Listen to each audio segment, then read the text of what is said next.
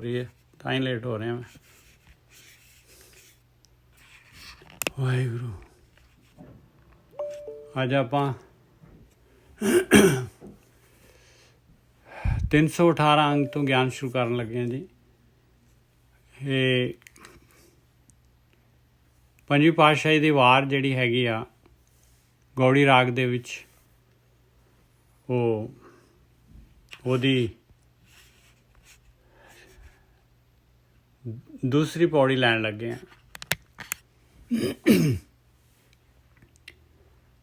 ਸ਼ਲੋਕ ਮਹੱਲਾ ਪੰਜਵਾਂ। ਚੇਤਾਈ ਤਾਂ ਚੇਤ ਸਾਹਿਬ ਸੱਚਾ ਸੋ ਧਣੀ। ਹੇ ਮੇਰੇ ਮਨਾ, ਜੇ ਤੇਰੇ ਕੋਲ ਕੋਈ ਕੰਮ ਚੰਗਾ ਹੋ ਸਕਦਾ ਹੈ ਨਾ ਤੇ ਕਰ ਲਾ। ਜੇ ਪਰਮਾਤਮਾ ਚੇਤੇ ਤੇਰੇ ਚੇਤੇ 'ਚ ਆ ਸਕਦਾ ਹੈ ਨਾ ਤੇ ਉਹ ਮਾਲਕ ਨੂੰ ਚੇਤੇ ਕਰ ਲਾ। ਚੇਤਾਈ ਤਾਂ ਚੇਤ ਸਾਹਿਬ ਸੱਚਾ ਸੋ ਧਣੀ। ਉਹ ਮਾਲਕ ਸੱਚਾ ਧਣੀ ਆ। ਸਾਰਾ ਕੁਛ ਮਾਲਕ ਦੇ ਕੋਲ ਹੈਗਾ। ਬਹੁਤ ਅਮੀਰ ਹੈ ਮਾਲਕ ਪਰਮਾਤਮਾ। ਉਹ ਸਾਰਿਆਂ ਦਾ ਧਣੀ ਹੈਗਾ ਔਰ ਹਮੇਸ਼ਾ ਰਹਿਣ ਵਾਲਾ ਹੈ। ਉਹਨੂੰ ਚੇਤੇ ਕਰ ਲਾ। ਚੇਤੇ ਕਰਨਾ ਕੀ ਹੈਗਾ? ਉਹਦਾ ਆਸਰਾ ਲੈ ਲਾ। ਉਹਦਾ ਆਸਰਾ ਲੈਣਾ ਕੀ ਹੈਗਾ? ਬਈ ਉਸਨੇ ਜਿਹੜੇ ਕੰਮ ਵਾਸਤੇ ਭੇਜਿਆ ਆ ਉਹ ਕੰਮ ਨੂੰ ਕਰ ਲਾ। ਜਿਹੜੇ ਕੰਮ ਵਾਸਤੇ ਭੇਜਿਆ ਹੈ ਉਹ ਕੰਮ ਕਰ ਲਾ। ਨਾਨਕ ਸਤਿਗੁਰ ਸੇਵ ਚੜ੍ਹ ਬੋਹਿਤ ਭਉਜਲ ਪਾਰ ਪਾਓ। ਕਿਵੇਂ ਕਰਾਂ ਕੰਮ? ਦੇਖ, ਸਤਿਗੁਰੂ ਜਿਹੜਾ ਹੈਗਾ, ਸਤਿਗੁਰੂ ਤੋਂ ਪੁੱਛ ਲਾ, ਲੱਭ ਲਾ ਵੀ ਕਿਵੇਂ ਕਰਨਾ ਹੈ ਉਹ ਕੰਮ। ਉਹ ਸੇਵਾ ਕਿਵੇਂ ਕਰਨੀ ਆ? ਉਹ ਸੇਵਾ ਹੈਗੀ ਤੇਰੇ ਅੰਦਰ ਨਾਮ ਗੁਪਤ ਪਿਆ ਹੈ ਔਰ ਉਹ ਗੁਪਤ ਨਾਮ ਪ੍ਰਗਟ ਕਰਨਾ ਹੈ। ਉਹਦੇ ਵਾਸਤੇ ਜਿਹੜਾ ਹੈਗਾ ਤੇਰੀ ਗਤੀ ਬਾਹਰ 9 ਦਰਵਾਜ਼ਿਆਂ ਤੋਂ ਬਾਹਰ ਵੱਲ ਨੂੰ ਜਾ ਰਹੀ ਹੈ, ਉਹਨੂੰ ਰੋਕਣਾ ਪਵੇਗਾ। ਔਰ ਅੰਤਰਗਤ ਜਿਹੜੀ ਹੈਗੀ ਆ ਉਹ ਬਿਲਕੁਲ ਰਿਵਰਸ ਜਿਹੜੀ ਹੈਗੀ ਯੂ ਟਰਨ ਲੈ ਕੇ ਅੰਦਰ ਵੱਲ ਨੂੰ ਚੱਲਣਾ ਪਊਗਾ। ਉਹ ਨਾਮ ਵੱਲ ਨੂੰ ਅਤੇ ਨਾਮ ਵਾਲੇ ਜਹਾਜ਼ 'ਤੇ ਚੜ੍ਹਨਾ ਪਊਗਾ। ਚੜ੍ਹ ਬੋਹਿਤ ਥੱਥੇ ਦੀ ਸਿਆਰੀ ਆ। ਜਹਾਜ਼ 'ਤੇ ਚੜ੍ਹ ਜਾ। ਇਹ ਧਿਆਨ ਦਾ ਜਹਾਜ਼ ਆ। ਨਾਨਕ ਸਤਿਗੁਰ ਸੇਵ ਚੜ੍ਹੇ ਬੋਹਿਤ ਭਉਜਲ ਪਾਰ ਪਾਓ। ਜੇ ਆਪਾਂ ਵਿਚਾਰਾਂ ਦੇ ਵਿੱਚ ਹੈਗੇ ਤੇ ਆ ਮਾਇਆ ਵਾਲੇ ਜਹਾਜ਼ ਦੇ ਉੱਤੇ ਬੈਠੇ ਆ ਭਾਈ। ਮਾਇਆ ਵਾਲਾ ਜਹਾਜ਼ ਆ। ਜੇ ਨਾਮ ਦੇ ਜਹਾਜ਼ 'ਚ ਬੈਠਣਾ ਹੈ ਤੇ ਸੁਣ, ਚੁੱਪ ਹੋਣਾ ਪਊਗਾ। ਇਸ ਜਹਾਜ਼ 'ਚੋਂ ਉਤਰਨਾ ਪਊਗਾ ਮਾਇਆ ਵਾਲੇ ਤੋਂ। ਚੇਤਾਈ ਤਾਂ ਚੇਤ ਸਾਹਿਬ ਸੱਚਾ ਸੋ ਧਣੀ। ਹਾਂਜੀ ਵੀਰ ਜੀ।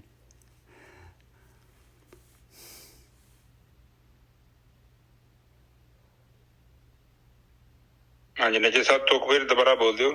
ਚੇਤਾਈ ਤਾਂ ਚੇਤ ਸਾਹਿਬ ਸੱਚਾ ਸੋ ਧਣੀ। ਨਾਨਕ ਸਤਿਗੁਰ ਸੇਵ ਚੜ੍ਹ ਬੋਹਿਤ ਭਉਜਲ ਪਾਰ ਪਾਓ।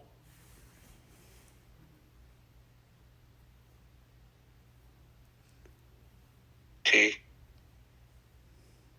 ਹੁਣ ਇਹ ਕਹਿ ਰਹੇ ਨੇ ਕਿ ਇੱਥੇ ਦੇਖੋ ਕਿਹਨੂੰ ਸਮਝੋ। ਬਹੁਤ ਦਾ ਮਤਲਬ ਹੋ ਗਿਆ ਜਹਾਜ਼। ਸਮੁੰਦਰ ਤੋਂ ਪਾਰ ਲੰਘਣ ਲਈ ਜਹਾਜ਼। ਹਾਂਜੀ, ਜਿਹੜਾ ਤੁਸੀਂ ਚਲਾਉਣੇ ਹੋ ਗੋਰਖੀ ਸਾਹਿਬ। ਹਾਂ ਨਹੀਂ, ਉਹ ਤੇ ਕੁਝ ਹੋਰ ਹੀ ਕਹਾਣੀ ਹੈ। ਅੱਛਾ, ਪਹਿਲੀ ਤੋਂ ਬੋਲ ਦੋ। ਚੇਤਾ ਹੀ ਤਾਂ ਚੇਤ ਸਾਹਿਬ ਸੱਚਾ ਸੋ ਧਣੀ। ਹਾਂ ਬਈ ਯਾਦ ਕਰ। ਹਾਂ, ਜੇ ਤੂੰ ਚੇਤੇ ਕਰ ਸਕਦਾ ਆ, ਜੇ ਤੇਰੇ ਕੋਲੋਂ ਆਹ ਕੰਮ ਹੋ ਸਕਦਾ ਹੈ ਤੇ ਆਹ ਕੰਮ ਕਰ ਲਾ ਮਿੱਤਰਾ, ਬਸ। ਅੱਛਾ ਠੀਕ ਹੈ ਜੀ, ਬਿਲਕੁਲ ਠੀਕ ਹੈ। ਸਾਧ ਸੰਗਤ ਜੀ ਦੇਖੋ, ਬਾਣੀ 'ਚ ਇੱਕ ਜਗ੍ਹਾ 'ਚ ਆਉਂਦਾ ਹੈ, ਗੁਰੂ ਜੀ ਫਰਮਾਨ ਕਰਦੇ ਨੇ, ਗਿਆਨ ਧਿਆਨ ਕੁਛ ਕਰਮ ਨਾ ਜਾਣਾ। ਹੁਣ ਇਹ 3 ਚੀਜ਼ਾਂ ਜਿਹੜੀਆਂ ਨੇ ਬੜੀਆਂ ਇੰਪੋਰਟੈਂਟ ਨੇ। ਗਿਆਨ ਧਿਆਨ ਤੇ ਕਰਮ।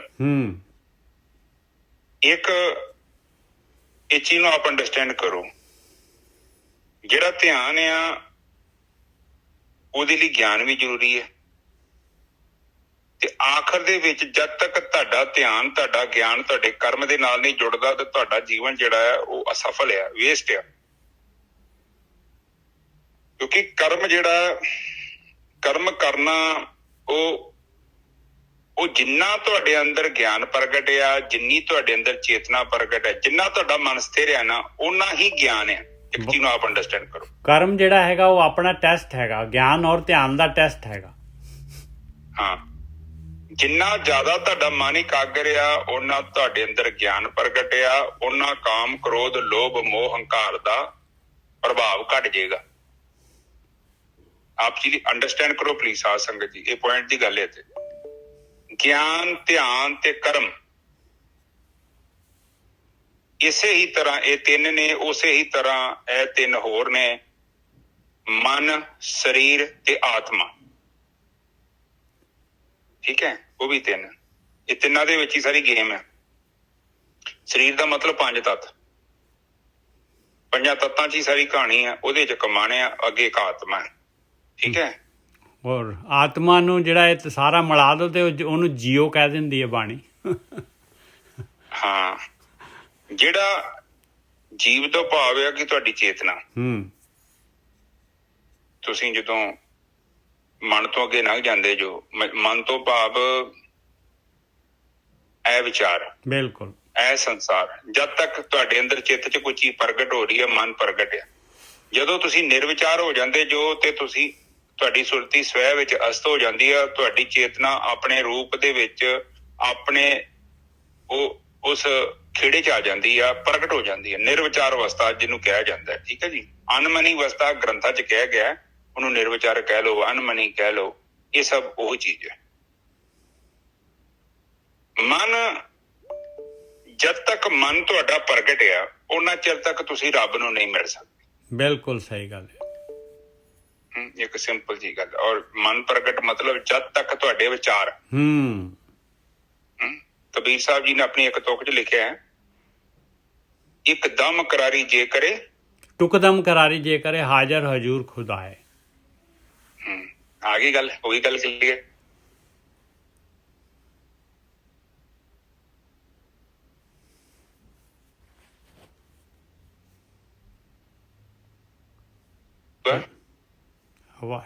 ਫਿਰ ਉਹ ਹਾਜ਼ਰਾ ਹਜੂਰ ਖੁਦਾ ਹੈ। ਕਿਹੜਾ ਖੁਦਾ ਸਾਹਮਣੇ ਆ ਜਾਏਗਾ? ਜਿਹੜਾ ਇਹ ਸਾਰੇ ਸੰਸਾਰ ਦਾ ਮਾਲਕ ਹੈ। ਉਹਦਾ ਰੂਪ ਤੈਨੂੰ ਪਤਾ ਲੱਗ ਜਾਏਗਾ, ਤੈਨੂੰ ਦਿਖਾਈ ਦੇਵੇਗਾ। ਕਿਉਂਕਿ ਮਨ ਜਿਹੜਾ ਇਹ ਸੰਸਾਰ ਦੇ ਬਾਰੇ ਗਿਆਨ ਕਰਾ ਸਕਦਾ ਹੈ। ਆਤਮਾ ਦੇ ਬਾਰੇ ਮਨ ਗਿਆਨ ਨਹੀਂ ਕਰਾ ਸਕਦਾ, ਕਿਉਂਕਿ ਮਨ ਦਾ ਵਿਸ਼ਾ ਹੈਗਾ ਜੜ। ਜੜ ਦਾ ਮਤਲਬ ਇਹ ਪੰਜ ਤੱਤ ਜਿਹੜੇ ਦੇਖ ਸਕਦੇ, ਜੋ ਜਿਨ੍ਹਾਂ ਨੂੰ ਤੁਸੀਂ ਇੰਦਰੀਆਂ ਨਾਲ ਅਨੁਭਵ ਕਰਦੇ, ਜੋ ਵਿਚਾਰ ਕੇਵਲ ਉਸੇ ਚੀਜ਼ ਦੇ ਨੇ। ਜਿਹੜੀ ਚੀਜ਼ ਦੀ ਤੁਸੀਂ ਕਲਪਨਾ ਕੀਤੀ ਹੈ ਉਹ ਕੇਵਲ ਕਲਪਨਾ ਹੈ, ਯਥਾਰਥ ਸੱਚ ਨਹੀਂ ਹੈਗਾ। ਜਿੰਨਾ ਚਿਰ ਤੱਕ ਤੁਸੀਂ ਅਨਮਨ ਹੋ ਕੇ, ਮਨ ਤੋਂ ਮੁਕਤ ਹੋ ਕੇ ਆਪਣੇ ਅੰਦਰ ਆਪਣੇ ਸਰੂਪ ਨੂੰ ਨਹੀਂ ਦੇਖ ਪਾਉਂਦੇ, ਉਹਨਾਂ ਚਿਰ ਤੱਕ ਇਹ ਅਗਿਆਨ, ਇਹ ਭਰਮ, ਇਹ ਅਵਿਦਿਆ ਖਤਮ ਨਹੀਂ ਹੋਵੇਗੀ। ਅਵਿਦਿਆ ਦਾ ਮਤਲਬ, ਜਿੱਦਾਂ ਆਪਾਂ ਕਿਸੇ ਗਲਤ ਮਾਰਗ ਤੇ ਚੱਲੀ ਆ, ਕਹਿੰਦੇ ਨਾ ਸੰਸਾਰ ਤੋਂ ਜਿਹੜਾ ਤੇਰਾ ਬੇੜਾ ਲੰਘ ਜਾਏਗਾ, ਪਾਰ ਹੋ ਜਾਏਗਾ। ਕਿਉਂਕਿ ਤੈਨੂੰ ਗਿਆਨ ਚਾਹੀਦਾ, ਤੇ ਗਿਆਨ ਤੇ ਗੁਰਮੁਖਾਂ ਦੀ ਸੰਗਤ ਕੀਤੇ ਮਿਲਣਾ। ਕਿਉਂਕਿ ਆਤਮਾ ਦਾ ਗਿਆਨ ਹੈ, ਆਮ ਗਿਆਨ ਨਹੀਂ। ਉੱਥੇ ਹਾਜ਼ਰੀ ਲਾਉਣੀ ਪਊਗੀ, ਤੈਨੂੰ ਉੱਥੇ ਸੁਣਨਾ ਪਊਗਾ। ਗੁਪਤ, ਜਿਹੜਾ ਗੁਪਤ ਗਿਆਨ ਆ, ਉੱਥੇ ਉਹ ਤੈਨੂੰ ਉਹਦੀ ਥੋੜ੍ਹੀ ਬਹੁਤੀ ਜਾਗ ਮਿਲੂਗੀ। ਜਿੱਦਾਂ ਦੁੱਧ ਜਮਾਉਣ ਦੇ ਲਈ ਆਪਾਂ ਨੂੰ ਜਾਗ ਚਾਹੀਦੀ ਨਾ, ਉਸੇ ਤਰ੍ਹਾਂ ਹੀ ਤੇਰੇ ਅੰਦਰ ਜਿਹੜੀ ਕੁਬਦੀ ਹੈ, ਉਸਨੂੰ ਨਸ਼ਟ ਕਰਨ ਦੇ ਲਈ ਥੋੜਾ ਥੋੜਾ ਗਿਆਨ ਚਾਹੀਦਾ ਤੈਨੂੰ। ਬਿਲਕੁਲ, ਜਾਗ ਹੀ ਮਿਲਦੀ ਹੈ, ਜਾਗ ਹੀ ਮਿਲਦੀ ਹੈ, ਜਾਗ ਹੀ ਮਿਲਦੀ ਹੈ ਗੁਰਕੀ ਸਾਹਿਬ, ਜਾਗ ਹੀ ਮਿਲਦੀ ਹੈ ਆਪਾਂ ਨੂੰ। ਹਾਂ, ਬਾਕੀ ਤੇ ਨਿੱਜਰ ਸਾਹਿਬ, ਬਾਕੀ ਤੇ ਸਮਾਨ ਆਪਣੇ ਕੋਲ ਹੈਗਾ, ਇਕੱਲੀ ਜਾਗ ਦੀ ਚਾਹੀਦੀ ਆਪਾਂ ਨੂੰ। ਹਾਂ, ਬੁੱਲੇ ਸ਼ਾਹ ਕਹਿੰਦੇ ਨਾ, ਜਾਗ ਬਿਨਾ ਦੁੱਧ ਨਹੀਂ ਜੰਮਦੇ, ਭਾਵੇਂ ਲਾਲ ਹੋਣ ਕੜ ਕੜ ਕੇ। ਉਹੀ ਗੱਲ ਹੈ, ਸੇਮ ਚੀਜ਼ ਇਹੀ ਗੱਲ ਕਹਿ ਰਹੇ ਆ। ਦੁੱਧ ਦੀ ਗੱਲ ਥੋੜੀ ਨਾ ਕਰ ਰਹੇ ਆ ਉਹ। ਦੁੱਧ ਤੇ ਸਾਡੇ ਕੋਲ ਹੈਗਾ, ਆਪਾਂ ਨੂੰ ਜਾਗ ਚਾਹੀਦੀ ਹੈ ਥੋੜੀ ਜੀ, ਉਹ ਵੀ ਜ਼ਿਆਦਾ ਨਹੀਂ। ਉਹ ਕਿਤੇ ਗੁਆਂਢੀਆਂ ਕੋਲ ਮੰਗੋਗੇ ਨਾ, ਉਹ ਕਹਿੰਦੇ ਫ੍ਰੀ ਲੈ ਜਾ, ਇਹਦਾ ਕੋਈ ਖਰਚਾ ਨਹੀਂ ਹੈਗਾ। ਕਿਸੇ ਦਹੀਂ ਵਾਲੀ ਦੁਕਾਨ ਤੇ ਜਾਓ, ਉਹਨੂੰ ਕਹੋ ਭਾਈ ਮੈਨੂੰ ਜਾਗ ਦੇ ਦਿਓ, ਉਹ ਕਹਿੰਦਾ ਲੈ ਲਿਫਾਫੇ ਚ ਪਾ ਕੇ। ਓਦਾਂ ਦਹੀਂ ਮੁੱਲ ਆ, ਪਰ ਜਾਗ ਫ੍ਰੀ ਆ, ਉਹਦਾ ਕੋਈ ਚਾਰਜ ਨਹੀਂ। ਠੀਕ ਹੈ, ਇਸ ਕਰਕੇ ਪਲੀਜ਼ ਆਪ ਧਿਆਨ ਦੇਵੋ। ਜਿਹੜਾ ਬੋਧ ਆ, ਜਿਹੜਾ ਗਿਆਨ ਦਾ ਸਮੁੰਦਰ ਆ, ਜਿਹਦੇ ਵਿੱਚ ਗਿਆਨ ਦੇ ਕਿਸ਼ਤੇ ਨੇ ਲੰਘਣਾ ਹੈ। ਇਹ ਜਿਹੜਾ ਸੰਸਾਰ ਇੱਕ ਸਮੁੰਦਰ ਹੈ, ਅਗਿਆਨਤਾ ਦਾ ਸਮੁੰਦਰ, ਅਗਿਆਨਤਾ, ਹਾਂ ਸੱਚ, ਹਾਂ ਅਗਿਆਨਤਾ ਦਾ ਸਮੁੰਦਰ ਹੈ ਤੇ ਗਿਆਨ ਦਾ ਬੇੜਾ ਚਾਹੀਦਾ। ਬਾਣੀ ਕਹਿੰਦੀ ਹੈ, ਹਮ ਦੇਖੇ ਤੈ ਡੁਬਿਆਲੇ। ਇਸ ਸੰਸਾਰ ਰੂਪੀ ਸਮੁੰਦਰ ਦੇ ਵਿੱਚ ਜਿਹੜੇ ਨੇ ਉਹ ਡੁੱਬ ਜਾਂਦੇ ਨੇ ਲੋਕ। ਕਿਹੜੇ? ਜਿਹੜਾ ਗਿਆਨ ਦਾ ਜਹਾਜ਼ ਤਿਆਰ ਨਹੀਂ ਕਰਦੇ। ਬਿਲਕੁਲ। ਆ ਦੇਖੋ, ਗਿਆਨ, ਧਿਆਨ, ਤੇ ਗਿਆਨ ਕਿੱਥੋਂ ਆਉਣਾ? ਧਿਆਨ ਦੇ ਨਾਲ। ਤੇ ਕਰਮ ਬਾਅਦ ਚ ਰਿਜ਼ਲਟ ਕਿੱਥੇ ਮਿਲਣਾ ਵਾ? ਉਹ ਮਿਲਣਾ ਹੈ ਕਰਮ ਚ। ਜਿਹੜੇ ਪਹਿਲੇ ਦੋ ਆ ਉਹ ਆਖਰੀ ਨੂੰ ਸਪੋਰਟ ਕਰਨਗੇ।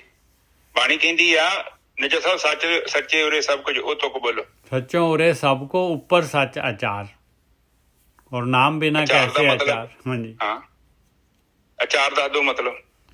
ਆਚਾਰ ਦਾ ਮਤਲਬ ਕਰੈਕਟਰ, ਤੁਹਾਡਾ ਚਰਿੱਤਰ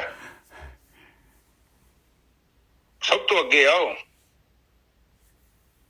ਜਦੋਂ ਤੁਹਾਡਾ ਧਿਆਨ ਇਕਾਗਰ ਹੋ ਗਿਆ ਨਾ, ਤੇ ਫਿਰ ਤੁਹਾਡੇ ਅੰਦਰ ਇੰਨੀ ਚੇਤਨਾ ਪ੍ਰਗਟ ਹੋ ਜਾਣੀ ਆ, ਤੁਹਾਡੇ ਤੋਂ ਕੋਈ ਗਲਤੀ ਨਹੀਂ ਹੋਣੀ। ਗਲਤੀ ਵੀ ਹੋਊਗੀ ਨਾ ਤੇ ਤੁਹਾਨੂੰ, ਜਿੱਦਾਂ ਸੰਸਾਰੀ ਬੰਦਾ ਹੁੰਦਾ ਨਾ, ਇਹਨੂੰ ਵਿਚਾਰੇ ਦੇ ਕਾਲੇ ਕੱਪੜੇ, ਇਹਨੂੰ ਕੀ ਪਤਾ ਕਿ ਇਹ ਮਾੜਾ ਕੰਮ ਹੋ ਗਿਆ। ਹੁਣ ਮੈਂ ਜਿਸ ਚੀਜ਼ ਨੂੰ ਅਨੁਭਵ ਕਰਦਾ ਤੇ ਮੇਰੇ ਅੰਦਰ ਜੇ ਕੋਈ ਗਲਤ ਤਰੰਗ ਵੀ ਪੈਦਾ ਹੁੰਦੀ ਤੇ ਨਿਜਾ ਸਾਹਿਬ ਮੈਨੂੰ ਦਿਖਦੀ ਹੋ, ਪਤਾ ਲੱਗਦਾ ਇੱਥੇ ਆ ਗਿਆ ਕੁਛ, ਚਿੱਤ ਦੇ ਸਾਹਮਣੇ ਪ੍ਰਗਟ ਹੋ ਕੇ ਚਿੱਤ ਨਿਰਮਲ ਹੋ ਗਿਆ ਨਾ। ਜੇ ਤੇ ਭੀੜ ਹੋਵੇ, ਉੱਥੇ 500 ਵਿਚਾਰ ਹੋਵੇ, ਤੇ ਫਿਰ ਮੈਨੂੰ ਕਿੱਥੇ ਲੱਭਣਾ? ਫਿਰ ਤੇ ਸਾਰੇ ਹੀ ਰਲੇ ਪਏ ਸੀ ਉਹ। ਬਿਲਕੁਲ।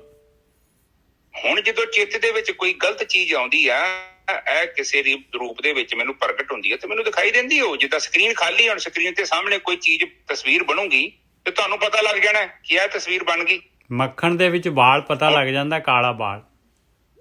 ਹਾਂ, ਤੇ ਜੇ ਤੁਹਾਡੇ ਚਿੱਤ ਤੇ 500 ਫੋਟੋਆਂ ਬਣੀਆਂ, 1000 ਬਣੀਆਂ, ਤੇ ਤੁਹਾਨੂੰ ਪਤਾ ਹੀ ਨਹੀਂ ਕਿਹੜੀ ਆਈ ਕਿਹੜੀ ਗਈ। ਇਸ ਕਰਕੇ ਧਿਆਨ ਦਾ ਇਕਾਗਰ ਹੋਣਾ ਬਹੁਤ ਜ਼ਰੂਰੀ ਆ। ਧਿਆਨ ਤੋਂ ਬਿਨਾਂ ਤੁਹਾਡੀ ਵਧੀਆ ਰੋਟੀ ਨਹੀਂ ਬਣ ਸਕਦੀ। ਧਿਆਨ ਤੋਂ ਬਿਨਾਂ ਤੁਹਾਡੀ ਸਬਜ਼ੀ ਤਿਆਰ ਨਹੀਂ ਹੋ ਸਕਦੀ। ਧਿਆਨ ਤੋਂ ਬਿਨਾਂ ਤੁਸੀਂ ਰੋਟੀ ਵੀ ਨਹੀਂ ਖਾ ਸਕਦੇ। ਧਿਆਨ ਤੋਂ ਬਿਨਾਂ ਤੁਸੀਂ ਕਿਸੇ ਨਾਲ ਗੱਲ ਨਹੀਂ ਕਰ ਸਕਦੇ। ਜੇਕਰ ਤੁਹਾਡਾ ਧਿਆਨ ਇੱਧਰ ਉੱਧਰ ਹੋਇਆ ਤੇ ਤੁਸੀਂ ਗੱਡੀ ਵੇਖੋਗੇ ਨਾ, ਤੁਹਾਡੀ ਗੱਡੀ ਇੱਕਦਮ ਸੱਜੇ ਖੱਬੇ ਚੱਲ ਜਾਣੀ ਆ, ਕਿਉਂਕਿ ਤੁਹਾਡਾ ਧਿਆਨ ਹੀ ਨਹੀਂ ਉੱਥੇ। ਬਿਲਕੁਲ ਸਹੀ ਗੱਲ ਹੈ। ਇਸ ਕਰਕੇ ਜੀਵਨ ਦੇ ਵਿੱਚ ਜਿਹੜਾ ਧਿਆਨ ਬਹੁਤ ਜ਼ਰੂਰੀ ਆ, ਕਿਉਂਕਿ ਉਹ ਕਹਿੰਦੇ ਆ ਨਾ ਕਿ ਮੈਂ ਜਦੋਂ ਸੂਈ ਦੇ ਵਿੱਚ ਫੂਕ ਮਾਰਦਾ ਤੇ ਮੇਰਾ ਧਿਆਨ ਭਟਕ ਜਾਂਦਾ। ਨਿਜਾ ਸਾਹਿਬ, ਗੋਰਖੀ ਸਾਹਿਬ, ਵਿਚਾਰ ਪੈਦਾ ਹੁੰਦੇ ਹੀ ਧਿਆਨ ਤੋਂ ਹੈ। ਹਾਂ, ਤੇ ਇਸ ਕਰਕੇ ਇਹ ਚੀਜ਼ ਆਪ ਨੋਟ ਕਰੋ ਪਲੀਜ਼। ਤੇ ਇੱਥੇ ਆਪਾਂ ਇਹ ਸਮਝੀਏ ਕਿ ਗੁਰਮੁਖਾਂ ਦੀ ਸੰਗਤ ਕਰਕੇ ਥੋੜੀ ਬਹੁਤੀ ਜਾਗ ਸਾਨੂੰ ਮਿਲ ਜੇਗੀ ਤੇ ਅਸੀਂ ਕੀ ਕਰਾਂਗੇ? ਭਵ ਸਾਗਰ ਤੋਂ ਪਾਰ ਲੰਘ ਜਾਾਂਗੇ। ਕਹਿਣ ਤੋਂ ਭਾਵ ਆ, ਭਵ ਸਾਗਰ ਤੋਂ ਪਾਰ ਲੰਘਣ ਦਾ ਕਿੱਦਾਂ ਪਤਾ ਲੱਗੇਗਾ ਤੁਸੀਂ ਭਵ ਸਾਗਰ ਤੋਂ ਪਾਰ ਲੰਘ ਗਏ ਜੋ? ਉਹਦੀ ਕਸਵੱਟੀ ਹੈਗੀ ਆ। ਬਿਲਕੁਲ। ਵਿਚਾਰ ਜਿਹੜੇ ਹੈਗੇ ਆਪਾਂ ਨੂੰ ਪਤਾ ਲੱਗ ਜੂਗਾ, ਵਿਚਾਰ ਬੰਦ ਹੋ ਗਏ ਤੇ। ਹਾਂ, ਹੁਣ ਦੇਖੋ ਤੁਹਾਡੇ ਜੀਵਨ ਚ ਤੁਸੀਂ ਕਿੰਨੇ ਜ਼ਿਆਦਾ ਧਾਰਮਿਕ ਜੋ, ਇਹ ਡਿਪੈਂਡ ਆ ਕਿ ਤੁਸੀਂ, ਤੁਹਾਡੇ ਜੀਵਨ ਚ ਧਰਮ ਕਿੰਨਾ ਵਾ, ਕਿੰਨੇ % ਧਰਮ ਆ। ਐਕਸ਼ਨ ਕੀ ਆ ਤੁਹਾਡੇ? ਐਕਸ਼ਨ ਤੋਂ ਪਤਾ ਲੱਗ ਜਾਏਗਾ। ਬਿਲਕੁਲ। ਹਾਂ, ਤੁਹਾਡੇ ਕਰਮ ਜਿਹੜੇ, ਉਹ ਤੁਹਾਡੇ ਕਰਮ ਜੇਕਰ ਧਰਮ ਦੇ ਵਿੱਚੋਂ ਲੰਘ ਰਹੇ ਆ ਤਾਂ ਮਤਲਬ ਹੀ ਨਹੀਂ ਗਲਤੀ ਹੋ ਜੇ ਉੱਥੇ। ਉਹੀ ਆਇਨਾ ਹੈ ਆਪਣਾ, ਬਸ। ਸਹੀ ਕਹਿ ਰਹੇ। ਹਾਂ, ਉਹ ਧਰਮ ਦਾ ਮਤਲਬ ਹੀ ਹੈ ਕਿ ਤਰਾਜੂ। ਸੱਚ ਤੇ ਝੂਠ ਦੇ ਵਿੱਚ ਜਿਹੜਾ ਫਰਕ ਆ ਉਹਨੂੰ ਸਮਝਦਾ ਹੈ ਉਹ ਧਾਰਮਿਕ ਮਨੁੱਖ। ਸੰਸਾਰੀ ਨਹੀਂ, ਉਹਨੂੰ ਨਹੀਂ ਪਤਾ, ਉਹਨੂੰ ਤੇ ਦਿਖਦੇ ਨਹੀਂ ਵਿਚਾਰੇ ਨੂੰ। ਤੇ ਉਹ ਤੇ ਬਾਣੀ ਤੇ ਕਹਿੰਦੀ ਆ, ਜੋ ਜੋ ਦਿਸੇ ਸੋ ਸੋ ਰੋਗੀ। ਜੋ ਦਿਖਦਾ ਹੈ ਉਹ ਰੋਗੀ ਆ। ਕਿਉਂ ਰੋਗੀ ਆ? ਕਿਉਂਕਿ ਉਹ ਕੋਈ ਤਰਾਜੂ ਨਹੀਂ ਹੈਗਾ। ਕਿਹੜਾ ਤਰਾਜੂ ਨਹੀਂ ਹੈਗਾ? ਧਰਮ ਦਾ। ਕੋਈ ਜਿੱਥੇ ਉਹਨੂੰ ਜੋਖਣਾ, ਅਟੂਲ ਹੀ ਨਹੀਂ ਹੈਗਾ। ਅਟੂਲ ਧਰਮ ਕਿੱਥੋਂ ਆਉਣਾ ਹੈ? ਭਗਤੀ ਤੋਂ ਬਿਨਾਂ ਆਉਣਾ ਨਹੀਂ। ਹੁਣ ਜਿਹਨੇ ਭਗਤੀ ਨਹੀਂ ਕੀਤੀ ਤੇ ਉਹ ਕੋਈ ਤਰਾਜੂ ਨਹੀਂ ਹੈਗਾ। ਹੁਣ ਜੇਕਰ ਤੁਹਾਡੇ ਕੋਲ ਤਰਾਜੂ ਨਹੀਂ ਹੈਗਾ ਤੇ ਤੁਸੀਂ ਕਿੱਦਾਂ ਚੀਜ਼ਾਂ ਨੂੰ ਜੋਖੋਗੇ? ਤੁਹਾਡੀ ਮੈਜਰਮੈਂਟ ਗਲਤ ਹੋਈ ਨਹੀਂ ਹੈ ਨਿੱਜਾ ਸਾਹਿਬ। ਬਿਲਕੁਲ। ਤੁਸੀਂ ਬਰਾਬਰ ਜੋਖ ਨਹੀਂ ਸਕਦੇ। ਦੁਕਾਨਾਂ ਤੇ ਤਰਾਜੂ ਨਹੀਂ ਹੁੰਦੇ। ਆਪਾਂ ਪੈਸੇ ਦਿੰਦੇ, ਅਗਲਾ ਆਪਾਂ ਨੂੰ ਵਸਤੂ ਦਿੰਦਾ, ਇਹ 100 ਰੁਪਏ ਦੀ ਹੈ, 50 ਰੁਪਏ ਦੀ ਹੈ, 20 ਰੁਪਏ ਦੀ ਹੈ, 5 ਰੁਪਏ ਦੀ। ਉਹ ਤਰਾਜੂ ਦੇ ਸਾਹਮਣੇ ਰੱਖ ਕੇ ਸਾਡੇ ਸਾਹਮਣੇ ਵਸਤੂ ਪਾ ਦਿੰਦਾ, ਲਓ ਜੀ ਤੁਹਾਡੀ ਨਹੀਂ ਵਸਤੂ ਬਣ ਗਈ ਹੈ, ਲੈ ਜਾਓ। ਹੁਣ ਇਸੇ ਤਰ੍ਹਾਂ ਜੇਕਰ ਸਾਡੇ ਜੀਵਨ 'ਚ ਧਰਮ ਹੀ ਨਹੀਂ ਹੈਗਾ ਤੇ ਤਰਾਜੂ ਹੀ ਨਹੀਂ ਹੈਗਾ ਤੇ ਫਿਰ ਜੀਵਨ ਕਿੱਦਾਂ ਦਾ? ਬਾਣੀ ਕਹਿੰਦੀ, ਹਮ ਦੇਖੇ ਟੈ ਡੁਬਿਆਲੇ। ਕਿਉਂ ਡੁੱਬ ਗਏ? ਤਰਾਜੂ ਨਹੀਂ ਹੈਗਾ ਨਾ ਕੋ। ਕਿਉਂਕਿ ਦੇਖ ਲਓ ਗੋਰਖੀ ਸਾਹਿਬ, ਕਰੋੜਾਂ ਬੰਦੇ ਲੈ ਲਓ, ਕਰੋੜਾਂ ਦੇ ਵਿੱਚ ਜਿਹੜਾ ਹੈਗਾ ਕੋਈ ਬੰਦਾ ਤਾਂ ਦਿਖਾ ਦਿਓ ਕਿ ਜਿਹਦੇ ਵਿਚਾਰ ਨਹੀਂ ਚੱਲ ਰਹੇ, ਜਿਹੜਾ ਰੋਗੀ ਨਹੀਂ ਹੈਗਾ, ਕੋਈ ਤਾਂ ਦੱਸੋ। ਹਾਂ, ਰੋਗੀ ਤੇ ਨਿੱਜਾ ਸਾਹਿਬ ਉਹ ਤੇ ਕਹਿੰਦੇ ਕੱਚੇ, ਸੁਣਦੇ ਕੱਚੇ, ਕੱਚੇ ਅੱਖ ਪਾਣੀ। ਕਹਿਣ ਵਾਲੇ ਵੀ ਕੱਚੇ, ਕਿਉਂਕਿ ਉਹਨਾਂ ਨੇ ਤੇ ਉਹ ਚੀਜ਼ ਨੂੰ ਜਾਣਿਆ ਨਹੀਂ। ਫਿਰ ਉਹ ਦੱਸਣਗੇ ਉਹ ਰਸਤਾ, ਤੇ ਭਰਮ ਵੱਧ ਜਾਏਗਾ, ਅਗਿਆਨ ਵੱਧ ਜਾਏਗਾ, ਪਖੰਡ ਵੱਧ ਜਾਏਗਾ। ਪਖੰਡ ਦਾ ਮਤਲਬ ਜੋ ਅਸੀਂ ਸੰਸਾਰ ਨੂੰ ਖੁਸ਼ ਕਰਨ ਦੇ ਲਈ ਕਰਦੇ ਆ ਨਾ, ਉਹ ਪਖੰਡ ਆ। ਤੇ ਜਿਹੜਾ ਅਸਲ ਧਰਮ ਆ ਉਹਦੇ ਵਿੱਚ ਤੇ ਕੋਈ ਹੈ ਜਾਂ ਨਹੀਂ ਹੈ, ਇਹਦੇ ਨਾਲ ਤਾਂ ਫਰਕ ਥੋੜੀ ਪੈਂਦਾ। ਇੱਥੇ ਮੈਂ ਇਕੱਲਾ ਬੈਠਾ, ਮੈਨੂੰ ਪਤਾ ਮੈਂ ਕੀ ਕਰਨਾ ਜਾਂ ਨਹੀਂ ਕਰਨਾ, ਇਹੋ ਧਰਮ ਆ। ਇਹ ਨਹੀਂ ਕਿ ਸਾਹਮਣੇ ਬੰਦਾ ਆ ਗਿਆ ਤੇ ਮੈਂ ਇੱਕਦਮ ਓਕੇ ਰਿਪੋਰਟ ਹੋ ਗਿਆ, ਲੋਕਾਂ ਦੇ ਸਾਹਮਣੇ ਮੇਰਾ ਕੁਝ ਹੋਰ ਕਰੈਕਟਰ ਆ, ਔਰ ਜਦੋਂ ਮੈਂ ਇਕੱਲਾ ਹੁੰਦਾ ਤੇ ਮੈਂ ਇੱਕ ਡਿਫਰੈਂਟ ਪਰਸਨ ਬਣ ਜਾਂਦਾ। ਇਹਦਾ ਮਤਲਬ ਕਿ ਹਰ ਇੱਕ ਇਨਸਾਨ ਦੇ ਕੋਲ ਕਈ ਚਿਹਰੇ ਨੇ, ਉਹ ਵਿਚਾਰਾ ਚਿਹਰੇ ਲਾ ਕੇ ਘੁੰਮ ਰਿਹਾ, ਡੁਪਲੀਕੇਟ। ਗੋਰਕੀ ਸਾਹਿਬ, ਜਦ ਮੱਛੀ ਨਹੀਂ ਆ ਤੇ ਉਦੋਂ ਆਪਾਂ ਬਗਲੇ ਭਗਤ ਹੋ ਗਏ, ਤੇ ਜਦ ਮੱਛੀ ਦਿਖੀ ਤੇ ਉਦੋਂ ਠੱਕ ਦੇਣੀ, ਚੱਕ ਲਈ ਨਾ। ਉਦੋਂ ਨਿੱਜਾ ਸਾਹਿਬ ਉੱਥੇ ਦੇ ਤਪੱਸਿਆ ਦਾ ਕੰਮ ਹੈ, ਉੱਥੇ ਤੁਸੀਂ ਹੱਥ ਦੇ ਵਿੱਚ ਭੋਗ ਆ ਗਿਆ ਤੁਹਾਡੇ ਸਾਹਮਣੇ, ਤੇ ਹੁਣ ਉੱਥੇ ਤੇ ਤਪੱਸਿਆ ਇਮਤਿਹਾਨ ਸ਼ੁਰੂ ਹੋ ਗਿਆ। ਉਹ ਪ੍ਰਕਿਰਤੀ ਤੇ ਵਹਿੰਦੀ ਪਈ ਹੈ, ਚਰਨਜੀਤ ਖਾਂਦਾ ਜਾਂ ਨਹੀਂ ਖਾਂਦਾ ਭੋਗ ਨੂੰ। ਬਿਲਕੁਲ। ਔਰ ਉਸ ਟਾਈਮ ਤੇ ਹੁਣ ਤੁਸੀਂ ਵੇਖ ਲਓ, ਉੱਥੋਂ ਭੋਗ ਸਾਹਮਣੇ ਆ, ਤੁਸੀਂ ਭੋਗੇ ਦੇ ਬਿਨਾਂ ਬਾਹਰ ਆ ਜਾਓਗੇ ਤੇ ਬੜੀ ਵੱਡੀ ਗੱਲ ਹੈ। ਬਾਣੀ ਤੇ ਕਹਿੰਦੀ ਹੈ ਬਹੁਤ ਵੱਡੀ ਗੱਲ। ਤੂੰ ਐਸਾ ਕੰਮ ਕਰਦਾ ਜਿਹੜਾ ਪੋਸੀਬਲ ਹੀ ਨਹੀਂ ਆ। ਇੱਕ ਮੋਟਾ ਬੰਦਾ ਵਾ, ਸਾਹਮਣੇ ਫ੍ਰਿਜ ਖੁੱਲੀ ਆ, ਦੁਨੀਆ ਭਰ ਦੀਆਂ ਮਠਿਆਈਆਂ ਪਈਆਂ ਵਾ, ਉਹਨੇ ਖੋਲ ਕੇ ਦਰਵਾਜ਼ਾ ਬੰਦ ਕਰਤਾ, ਤੇ ਬਹੁਤ ਵੱਡੀ ਗੱਲ ਹੈ। ਬਿਲਕੁਲ ਇਹੋ ਹਿਸਾਬ ਸਾਡਾ ਵਾ। ਔਗਣ ਸਾਹਮਣੇ ਆ ਗਿਆ ਵਾ, ਭੋਗ ਹੈਗੇ, ਇੰਦਰੀਆਂ ਦੇ ਵਿਸ਼ੇ ਨੇ, ਵਿਕਾਰ ਹੈਗੇ ਨੇ। ਮਨ ਸਾਡੇ ਨੂੰ ਬੜੇ ਚੰਗੇ ਲੱਗਦੇ ਆ। ਮਨ ਜਿੱਦ ਕਰਦਾ ਭੁੰਜੇ ਲੇਟਣਾ ਛੋਟੇ ਬੱਚੇ ਵਾਂਗੂ, ਇਹ ਚੀਜ਼ ਚਾਹੀਦੀ ਮੈਨੂੰ। ਫਿਰ ਦੇਖੋ ਤਮਾਸ਼ਾ, ਫਿਰ ਪਤਾ ਲੱਗ ਜੂਗਾ ਤਗੜਾ ਕਿਹੜਾ ਤੁਸੀਂ ਜਾਓ, ਮਨ ਜਿਹੜਾ ਨਿੱਕਾ ਜਿਹਾ ਬੱਚਾ। ਔਰ ਉਹਨੇ ਲੇਟਣੇ ਪੂਰੇ ਮਾਰਨੇ ਧਰਤੀ ਤੇ, ਪਰ ਇੱਕ ਵਾਰੀ ਤੁਸੀਂ ਉਹਨੂੰ ਕੁਝ ਦੇਤਾ ਨਾ, ਤੇ ਫਿਰ ਉਹਨੂੰ ਆਦਤ ਪੈ ਜਾਣੀ ਆ, ਤੇ ਫਿਰ ਉਹਨੇ ਕਹਿਣਾ ਲਿਆਓ। ਉਹਨੇ ਫਿਰ ਬਾਰ-ਬਾਰ ਤੁਹਾਨੂੰ ਉਹ ਚੀਜ਼ ਮੰਗਣ ਲਈ ਮਜਬੂਰ ਕਰਨਾ। ਤੁਸੀਂ ਕਹਿਣਾ ਪੈਸੇ ਨਹੀਂ ਹੈਗੇ, ਉਹਨੇ ਕਹਿਣਾ ਚੱਲ ਚੋਰੀ ਕਰ ਫਿਰ, ਕਿਉਂਕਿ ਮੈਨੂੰ ਤੇ ਚੀਜ਼ ਚਾਹੀਦੀ ਪਈ। ਤੁਸੀਂ ਕਹਿਣਾ ਇਹ ਪਾਪ ਆ, ਉਹ ਕਹਿੰਦਾ ਮੈਂ ਨਹੀਂ ਕਿਸੇ ਪਾਪ ਨੂੰ ਜਾਣਦਾ, ਮੈਨੂੰ ਭੋਗ ਕਰਾ। ਔਰ ਵੇਖੋ ਏਦਾਂ ਬੰਦੇ ਕਿੰਨੇ ਡੁੱਬ ਜਾਂਦੇ ਆ, ਮਨ ਦੇ ਗੁਲਾਮ ਨੇ। ਇੱਕ ਬੰਦਾ ਡਰਦਾ ਘਰੋਂ ਬਾਹਰ ਨਹੀਂ ਨਿਕਲਦਾ। ਇੱਕ ਬੰਦਾ ਵੇਖੋ ਮਾੜੇ ਕੰਮ ਕਰਨ ਲਈ, ਚੋਰੀ ਕਰਨ ਲਈ, ਕਿੱਦਾਂ ਰਾਤ ਨੂੰ ਕਿੱਥੇ ਨਿੱਜੇ ਸਭ ਚੱਲ ਜਾਂਦਾ, ਸੱਪਾਂ ਤੇ ਉੱਦੀ ਲੰਘ ਜਾਂਦਾ। ਬਿਲਕੁਲ। ਅਬ ਦੱਸੋ ਕਿ ਉਹ ਪਾਵਰਫੁਲ ਮਨ ਕਿੰਨਾ ਹੈ। ਉਹਨੂੰ ਨਹੀਂ ਪਰਵਾਹ ਭੈਣ ਭਰਾਵਾਂ ਦੀ, ਉਹਨੂੰ ਨਹੀਂ ਪਤਾ ਕਿ ਪਿੰਡ ਵਾਲੇ ਕੌਣ ਨੇ, ਕਿੱਥੋਂ ਮੈਨੂੰ ਵਹਿੰਦੇ ਪਏ ਨੇ। ਉਹ ਨਹੀਂ ਵਹਿੰਦਾ ਇਹ ਚੀਜ਼ਾਂ ਨੂੰ, ਕਿਉਂਕਿ ਡਿਮਾਂਡ ਬਹੁਤ ਹਾਈ ਲੈਵਲ ਦੀ ਹੋ ਗਈ। ਉਹ ਵਿਚਾਰੇ ਨੂੰ ਪਤਾ ਨਹੀਂ ਲੱਗਾ ਮੈਂ ਬੇਵਕੂਫ ਬਣ ਗਿਆ, ਮੈਨੂੰ ਉਹਨੇ ਗਲਤ ਮਿਸਯੂਜ਼ ਕਰ ਲਿਆ ਅਗਲੇ ਨੇ। ਮੁੜ ਕੇ ਥਾਣੇ 'ਚ ਜਾ ਕੇ ਡਾਂਗਾ ਪੈਣ, ਜੋ ਮਰਜ਼ੀ ਹੋ ਜੇ, ਉਹਨੂੰ ਪਰਵਾਹ ਹੀ ਨਹੀਂ। ਸਹੀ ਹੈ ਜੀ, ਪਲੀਜ਼ ਅੰਡਰਸਟੈਂਡ ਕਰੋ। ਅੱਗੇ ਚਲੀ ਨਜ਼ਰ ਸਾਹਿਬ। ਹਾਂ, ਮਹੱਲਾ ਪੰਜਵਾਂ, 2 ਲਾਈਨਾਂ ਦੇ ਸ਼ਲੋਕ ਆ, ਗਹਿਰੇ ਸ਼ਲੋਕ। ਵਾਊ ਸੰਦੇ ਕੱਪੜੇ ਪਹਿਰੇ ਗਰਭ ਗਵਾਰ। ਇਹ ਖਾਲੀ ਕੱਪੜਿਆਂ ਦੀ ਗੱਲ ਨਹੀਂ ਹੋ ਰਹੀ। ਦੇਖੋ ਕਹਿੰਦੇ ਕਿ ਆਪਣੇ ਕੱਪੜੇ ਵੀ ਦੇਖ ਲਓ ਕਿੰਨੇ ਅੱਜ ਕੱਲ੍ਹ ਕੱਪੜੇ ਆ ਗਏ। ਕਹਿੰਦੇ ਹਵਾ ਤੋਂ ਵੀ ਹਲਕੇ ਕੱਪੜੇ ਆ ਗਏ, ਕਹਿੰਦੇ ਹਵਾ ਵਰਗੇ ਕੱਪੜੇ, ਇੰਨੇ ਕੀਮਤੀ ਕੱਪੜੇ। ਵਾਊ ਸੰਦੇ ਕੱਪੜੇ ਪਹਿਰੇ ਗਰਭੇ ਗਵਾਰ। ਕੌਣ ਪਹਿਰਦੇ? ਇਨਸਾਨ ਪਹਿਰਦੇ, ਔਰ ਬੜੇ ਆਕੜ ਦਿਖਾਉਂਦੇ ਪਾ ਕੇ ਵੀ ਸਾਡੇ ਦੇਖੋ ਸਾਡੇ ਕੱਪੜੇ। ਨਾਨਕ ਨਾਲ ਨਾ ਚੱਲਣੀ, ਜਲ ਬਲ ਹੋਏ ਛਾਰ। ਦੇਖ ਲਾ ਪਿਆਰਿਆ, ਜਿਹੜੇ ਸਰੀਰ ਨੂੰ ਪਵਾ ਰਹੇ ਆ ਨਾ, ਕੱਪੜਿਆਂ ਦੀ ਤਾਂ ਗੱਲ ਛਾੜ, ਉਹ ਤਾਂ ਸੜ ਜਾਣੇ ਆ, ਫਟ ਜਾਣੇ ਆ, ਪਰ ਤੇਰਾ ਸਰੀਰ ਜਿਹੜਾ ਹੈਗਾ ਇਹ ਵੀ ਜਲ ਬਲ ਕੇ ਛਾਰ ਹੋ ਜਾਣਾ ਪਿਆਰਿਆ। ਇਹ ਸਰੀਰ ਹੀ ਨਹੀਂ ਰਹਿਣਾ ਤੇਰਾ। ਇਸ ਕਰਕੇ ਜਿਹੜਾ ਕੰਮ ਆਇਆ ਹੈ ਉਹ ਕੰਮ ਕਰ ਲਾ। ਵਾਊ ਸੰਦੇ ਕੱਪੜੇ ਨਹੀਂ, ਇਹ ਦੁਨੀਆ ਦੇ ਪਦਾਰਥ ਹੈਗੇ ਜਿਹੜੇ ਪਏ ਆ, ਉਹ ਜਿਹੜੇ ਆਪਾਂ ਭੋਗਦੇ ਆ, ਉਹਦੀ ਗੱਲ ਕਰ ਰਹੇ ਆ ਮਹਾਰਾਜ ਭਾਈ।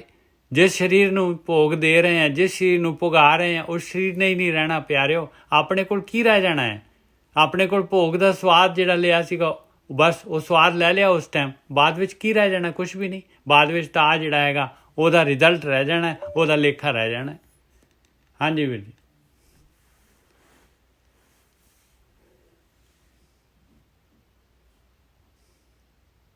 ਠੀਕ ਹੈ ਜੀ। ਦੇਖੋ ਕਹਿ ਰਹੇ ਨੇ ਕਿ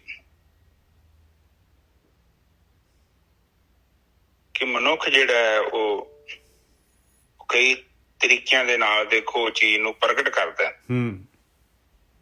ਹਨਾ। ਉਹ ਕਿਸੇ ਵੀ ਤਰੀਕੇ 'ਚ ਤੁਸੀਂ ਕਈ ਵੇਖੋ, ਕਈ ਆਪਣੀ ਅਕਲ ਦਾ ਪ੍ਰਦਰਸ਼ਨ ਕਰਦੇ ਆ, ਕਈ ਆਪਣੇ ਸਰੀਰ ਦੇ ਬਲ ਦਾ ਪ੍ਰਦਰਸ਼ਨ ਕਰਦੇ ਆ, ਕਈ ਆਪਣੇ ਪਦਾਰਥਾਂ ਦਾ ਪ੍ਰਦਰਸ਼ਨ ਕਰਦਾ ਹੈ। ਇਨਸਾਨ ਜਿਹੜਾ ਨਾ, ਜਿਹੜਾ ਜੀਵਨ ਬਤੀਤ ਕਰਦਾ, ਮੋਸਟਲੀ ਉਹਦਾ ਕਾਰਨ ਹੁੰਦਾ ਪ੍ਰਦਰਸ਼ਨ, ਦਿਖਾਵਾ। ਕਿਉਂਕਿ ਉਹ ਰਸ ਹੈ ਨਾ, ਉਹਨੂੰ ਉਹ ਚ ਮਨ ਨੂੰ ਰਸ ਮਿਲਦਾ, ਉਹ ਦੂਜਿਆਂ ਨੂੰ ਕਹਿੰਦਾ ਮੇਰੇ ਕੋਲ ਹੈਗਾ ਤੇਰੇ ਕੋਲ ਨਹੀਂ। ਜੈ ਸਾਹਿਬ ਇਹੋ ਚੀਜ਼ ਹੈ। ਬਿਲਕੁਲ। ਔਰ ਇਹ ਚੀਜ਼ ਜਿਹੜੀ ਹੈ ਮਾੜੀ ਹੈ। ਜੇ ਤੇ ਤੁਸੀਂ ਆਪਣਾ ਤਨ ਢੱਕਣ ਦੇ ਲਈ ਕੋਈ ਚੀਜ਼ ਪਾਉਂਦੇ ਜੋ, ਤੇ ਉਹ ਤਾਂ ਬਹੁਤ ਵਧੀਆ ਚੀਜ਼ ਹੈ। ਜ਼ਰੂਰਤ ਹੈ ਸਾਡੀ, ਸਾਨੂੰ ਠੰਡ ਲੱਗਦੀ ਅਸੀਂ ਪਾ ਸਕਦੇ ਹਾਂ, ਗਰਮੀ ਲੱਗ ਰਹੀ ਹੈ ਤੇ ਅਸੀਂ ਕੋਈ ਏਦਾਂ ਦਾ ਕੱਪੜਾ ਖਰੀਦਾਂਗੇ ਜਿਹੜਾ ਸਾਨੂੰ ਥੋੜਾ ਜਿਹਾ ਕੰਫਰਟੇਬਲ ਫੀਲ ਕਰੇ, ਕਾਟਨ, ਸੂਤੀ। ਪਰ ਜਿਹੜਾ ਆਪਾਂ ਪਹਿਨੇ ਆ ਉਹ ਦਿਖਾਵੇ ਦੇ ਲਈ ਪਹਿਨ ਰਹੇ ਆ, ਜਾਂ ਕੋਈ ਏਦਾਂ ਦਾ ਕੰਮ ਕਰ ਰਹੇ ਆ। ਆਪ ਜੀ ਨੂੰ ਚੰਗੀ ਤਰ੍ਹਾਂ ਪਤਾ ਹੈ, ਆ ਖਾਸ ਕਰਕੇ ਜਿਹੜਾ ਸੋਨਾ ਪਾਉਂਦੇ ਆ। ਮੈਂ ਨਾ ਕੜਾ ਬਣਾ ਲਿਆ ਨਿੱਜਰ ਸਾਹਿਬ। ਉਹ ਕੜਾ ਮੈਂ ਪਾਇਆ ਥੋੜੇ ਸਮੇਂ ਲਈ, ਵੱਡਾ ਹੀ ਕੜਾ ਕਾਫੀ। ਉਹ ਮੈਂ ਲਾਤਾ, ਫਿਰ ਮੈਂ ਮਹਿਸੂਸ ਕੀਤਾ ਇਹ ਤੇ ਲਾਲਸਾ ਪੈਦਾ ਕਰਦਾ ਹੈ ਨਿੱਜਰ ਸਾਹਿਬ। ਇੱਕ ਘੜੀ ਹੈ ਮੇਰੇ ਕੋਲ, ਉਹ ਵੀ ਦੱਸਿਆ ਮੈਂ ਪਹਿਲਾਂ ਵੀ, ਉਹ ਨਹੀਂ ਮੈਂ ਬੰਦਾ। ਉਹ ਘੜੀ ਵੀ ਏਦਾਂ ਦੀ ਵੇਖ ਕੇ ਵਧੋ ਵਧੀ ਬੰਦੇ ਦਾ ਧਿਆਨ ਜਾਂਦਾ। ਉਹ ਘੜੀ ਮਤਲਬ ਦਿਖਾਵਾ ਵਾ। ਮੈਂ ਨਹੀਂ ਪਹਿਨਦਾ, ਹੁਣ ਤਾਂ ਮੈਂ ਛੋਟੇ ਮੁੰਡੇ ਨੂੰ ਦੇ ਦਿੱਤੀ ਆ, ਕਮਲ ਪਾਉਂਦਾ। ਉਹ ਘੜੀ ਏਦਾਂ ਦੀ ਆ, ਵਧੋ ਵਧੀ ਨਿੱਜਰ ਸਾਹਿਬ। ਜਦੋਂ ਬੰਦਾ ਵੇਂਦਾ ਨਾ ਉਹਨੂੰ, ਤੇ ਉਹਦੇ ਅੰਦਰ ਉਹ ਲਾਲਸਾ ਪੈਦਾ ਕਰਦੀ ਹੈ। ਇਸੇ ਹੀ ਤਰ੍ਹਾਂ ਜਿਹੜਾ ਆਪਾਂ ਸੋਨਾ ਪਾਉਂਦੇ ਆ, ਸੋਨਾ ਕਿਉਂ ਪਾਉਂਦੇ ਆ? ਸਾਨੂੰ ਤੇ ਲੋੜ ਨਹੀਂ ਉਹਦੇ ਨਾਲ ਤਾਂ ਕਿਹੜਾ ਸਾਡਾ ਢਿੱਡ, ਚਲੋ ਕੱਪੜਾ ਤੇ ਪਾਇਆ, ਚਲੋ ਤਨ ਕੱਜਿਆ, ਸੋਨਾ ਕਿਸ ਲਈ ਪਾਉਂਦੇ ਆ? ਇਹ ਵੀ ਇੱਕ ਦਿਖਾਵਾ ਵਾ। ਬਿਲਕੁਲ। ਕਿ ਆਪਾਂ ਸੰਸਾਰ ਤੇ ਜਿਹੜੇ ਕੀਮਤੀ ਹੀਰੇ ਦਾ ਮਤਲਬ ਕੀ ਹੈ? ਇਹ ਵੀ ਦਿਖਾਵਾ ਹੀ ਆ। ਕਿਉਂਕਿ ਪਦਾਰਥ ਹੈ ਨਾ, ਇਹ ਸਭ ਕੁਝ ਪ੍ਰਕਿਰਤੀ ਨੇ ਪਾਏ ਨੇ ਵਿੱਚ ਧਰਤੀ 'ਚ ਸਾਨੂੰ ਫਸਾਉਣ ਦੇ ਲਈ। ਇਸੇ ਕਰਕੇ ਕਿਉਂਕਿ ਬੰਦਾ ਇਹਨਾਂ ਖਿਡੌਣਿਆਂ ਦੇ ਵਿੱਚ ਉਲਝਿਆ ਹੈ, ਤੇ ਲੋਹਾ ਹੀ ਹੈ, ਮੈਟਲ ਹੈ। ਪਰ ਉਹ ਹੁਣ ਦੂਜਿਆਂ ਨੂੰ ਰੇਸ 'ਚ ਲਾਉਣ ਦੇ ਲਈ ਵਧੀਆ ਚੀਜ਼ ਹੈ। ਹੁਣ ਤੁਸੀਂ ਇੱਕ ਚੀਜ਼ ਪਾ ਕੇ ਘੁੰਮੋ ਬਾਜ਼ਾਰ 'ਚ, ਅਗਲੇ ਕਹਿੰਦੇ ਬਈ ਮੈਂ ਵੀ ਖਰੀਦਣੀ ਆ। ਹੁਣ ਜੋ ਖਰੀਦਣੀ ਆ ਤਾਂ ਪੈਸੇ ਚਾਹੀਦੇ ਆ, ਉਹਨੂੰ ਮਿਹਨਤ ਕਰਨੀ ਪੈਣੀ ਹੈ ਨਜਰ ਸਾਹਿਬ। ਬਿਲਕੁਲ। ਰੇਸ ਕਿੱਥੋਂ ਲੱਗੂਗੀ? ਕਿਸੇ ਕੋ ਪੁਰਾਣੀ ਗੱਡੀ ਆ, 10 ਬੰਦਿਆਂ ਕੋ ਪੁਰਾਣੀਆਂ ਗੱਡੀਆਂ, ਕੋਈ ਪ੍ਰੋਬਲਮ ਨਹੀਂ ਹੈ। ਇੱਕ ਨੇ ਨਵੀਂ ਲੈਣ ਦੀ, ਉਹ 9 ਜਿਹੜੇ ਹੈਗੇ ਉਹਨਾਂ ਨੂੰ ਰਾਤ ਨੂੰ ਨੀਂਦ ਨਹੀਂ ਆਉਣੀ। ਪ੍ਰਕਿਰਤੀ ਏਦਾਂ ਹੀ ਕੰਮ ਕਰ ਰਹੀ ਹੈ ਨਜਰ ਸਾਹਿਬ। ਜਿਹੜੀ ਚੀਜ਼ ਤੁਹਾਡੇ ਕੋ ਆ ਮੇਰੇ ਕੋ ਨਹੀਂ, ਜਿਹੜੀ ਮੇਰੇ ਕੋ ਤੁਹਾਡੇ ਕੋ ਨਹੀਂ, ਤਾਂ ਜੋ ਦੁਨੀਆ ਤੁਰੀ ਰਵੇ, ਵਾਹਵਾ ਲੱਗੀ ਹੈ। ਤੇ ਇਹ ਨਾਨਕ ਨਾਲ ਚੱਲਣੀ, ਜਲ ਬਲ ਹੋਏ ਛਾੜ। ਬਿਲਕੁਲ। ਜਲ ਕੇ ਬਲ ਕੇ ਸਾੜ ਹੋ ਜਾਣੇ, ਨਾਲ ਤਾਂ ਜਾਣ ਵਾਲੇ ਨਹੀਂ ਹੈ ਭਾਈ। ਥੋੜੇ ਸਮੇਂ ਵਾਸਤੇ ਆਪਾਂ ਤਾਂ ਆਏ ਆ ਇੱਥੇ ਆਪਾਂ ਤਾਂ ਇੱਕ ਸਰਾਂ ਦੇ ਵਿੱਚ ਆਏ ਆ, ਟ੍ਰਾਂਜ਼ਿਟ ਕੈਂਪ ਦੇ ਉੱਤੇ, ਬੱਟ ਦੇ ਉੱਤੇ ਤੁਰ ਰਹੇ ਆ। ਇੱਥੇ ਜਿਹੜੇ ਹੈਗੇ ਆਪਣੇ ਨਾਲ ਤਾਂ ਜਾਣੇ ਨਹੀਂ ਆ ਭਾਈ, ਇੱਥੇ ਦੇ ਇੱਥੇ ਰਹਿ ਜਾਣੇ। ਇੱਕ ਅੱਧੀ ਰਾਤ ਦਾ ਕੈਂਪ ਹੈਗਾ ਦੁਨੀਆ ਦੇ ਵਿੱਚ। ਬਿਲਕੁਲ ਠੀਕ ਹੈ ਜੀ। ਦੇਖੋ ਇਹ ਚੀਜ਼ ਏਦਾਂ ਦੀ ਆ, ਇਹ ਸੰਸਾਰ ਦਾ ਪਦਾਰਥ ਤੁਸੀਂ ਕੁਝ ਵੀ ਲਾ ਲਓ ਨਾ, ਇੱਕ ਸਮਾਂ ਆਉਣਾ ਤੁਹਾਡਾ ਜਿਹੜਾ ਸਰੀਰ ਇਹਨਾਂ ਨੂੰ ਹੰਡਾਉਂਦਾ ਹੈ ਨਾ, ਇਹਨੇ ਹੰਡਾਉਣ ਜੋਗਾ ਵੀ ਨਹੀਂ ਰਹਿ ਜਾਣਾ। ਸਰੀਰ ਨਹੀਂ ਰਹਿਣਾ ਗੁਰਕੀ ਸਾਹਿਬ। ਨਹੀਂ, ਸਰੀਰ ਤੇ ਨਿੱਜਰ ਸਾਹਿਬ ਉਹ ਤੇ ਚਲੋ ਉਹ ਬਹੁਤ ਐਕਸਟ੍ਰੀਮ ਲੈਵਲ ਦੀ ਗੱਲ ਹੈ ਨਾ। ਸਰੀਰ ਵੇਖੋ, ਚੀਜ਼ਾਂ ਹੈਗੀਆਂ ਨਹੀਂ, ਪਾ ਹੀ ਨਹੀਂ ਸਕਦਾ ਬੰਦਾ। ਹਾਂ, ਹੁਣ ਮੇਰੇ ਵਰਗਾ 76 77 ਸਾਲ ਦਾ, ਹੁਣ ਮੈਂ ਪਾ ਕੇ ਕੀ ਕਰ ਲੂੰਗਾ? ਕਿਉਂਕਿ ਉਹ ਫਿਲਮ ਲੰਘ ਚੁੱਕੀ ਆ, ਹੁਣ ਤੇ ਐਂਡ ਸੀਨ ਚੱਲਣ ਦਿਆ। ਉਹ ਫਿਲਮ ਦਾ ਕਲਾਈਮੈਕਸ ਆ, ਤੇ ਉਹਦੇ ਵਿੱਚ ਜਿਹੜੇ ਪਹਿਲੇ ਸੀਨ ਹੈ ਉਹ ਤੇ ਨਿਕਲ ਗਏ। ਹੁਣ ਇਹ ਕਿਹੜਾ ਸਮਾਨ ਪਹਿਲੇ ਸੀਨਾਂ ਦਾ ਅਜੇ ਵੀ ਪਿਆ ਮੇਰੇ ਕੋਲ। ਤੇ ਉਹ ਨਿੱਜਰ ਸਾਹਿਬ ਦੀ ਸਹੀ ਗੱਲ, ਹੁਣ ਤੇ ਕੰਮ ਵੀ ਨਹੀਂ ਹੋਣਾ, ਹੁਣ ਤੇ ਐਂਡ ਕਲਾਈਮੈਕਸ ਵੱਲ ਜਾ ਰਹੇ ਆਪਾਂ। ਸੋ ਇਸ ਕਰਕੇ ਕੀ ਕਹਿੰਦੇ ਕਿ ਚਲੋ ਠੀਕ ਹੈ, ਚੀਜ਼ ਭੋਗਣੀ ਕੋਈ ਮਾੜੀ ਚੀਜ਼ ਨਹੀਂ। ਦੇਖੋ ਆਪ ਪਲੀਜ਼ ਅੰਡਰਸਟੈਂਡ ਕਰੋ, ਕੋਈ ਵੀ ਚੀਜ਼ ਆਪ ਤਾਂ ਇਸਤੇਮਾਲ ਕਰ ਸਕਦੇ ਜੋ, ਖਾ ਵੀ ਸਕਦੇ ਜੋ। ਖਾਣ ਪੀਣ ਤੋਂ ਥੋੜੀ ਬਾਣੀ ਮਨਾ ਕਰਦੀ ਆ, ਭੁੱਖੇ ਥੋੜੀ ਰਹਿਣ ਲਈ ਕਹਿੰਦੀ ਛੱਡ ਦੇ ਖੜਾ ਜੰਗਲ 'ਚ ਭੱਜ ਜਾ। ਨਾ, ਭੁੱਖ ਲੱਗੀ ਆ ਤੇ ਖਾ ਲਾ, ਬਸ ਭੁੱਖ ਲੱਗੀ ਆ ਖਾ ਲਾ। ਤੇਰੀ ਜ਼ਿੰਦਗੀ ਤੇ ਤੇਰਾ ਜ਼ਿੰਦਗੀ ਦਾ ਮਕਸਦ ਖਾਣਾ ਨਹੀਂ ਆ ਇਕੱਲਾ, ਮਤਲਬ ਇੰਨਾ ਵਾ। ਮਿੱਠਾ ਖਾਣ ਤੋਂ ਮਨਾ ਥੋੜੀ ਕਰਦੇ ਆ, ਜੋ ਮਰਜ਼ੀ ਖਾਈ ਜਾਓ। ਉਹ ਕਹਿੰਦੇ ਕਿ ਖਾ ਪਰ ਖਾਣ ਵੇਲੇ ਖਾ, ਤੇ ਜਦੋਂ ਕੋਈ ਦੂਜਾ ਕੰਮ ਕਰਨਾ ਉਹ ਕੰਮ ਕਰ, ਤੇ ਸਾਰਾ ਦਿਨ ਜੇ ਤੇਰੇ ਧਿਆਨ ਹੀ ਖਾਣੇ 'ਚ ਆ ਤੇ ਫਿਰ ਗੜਬੜ ਆ। ਠੀਕ ਹੈ ਜੀ, ਬਿਲਕੁਲ।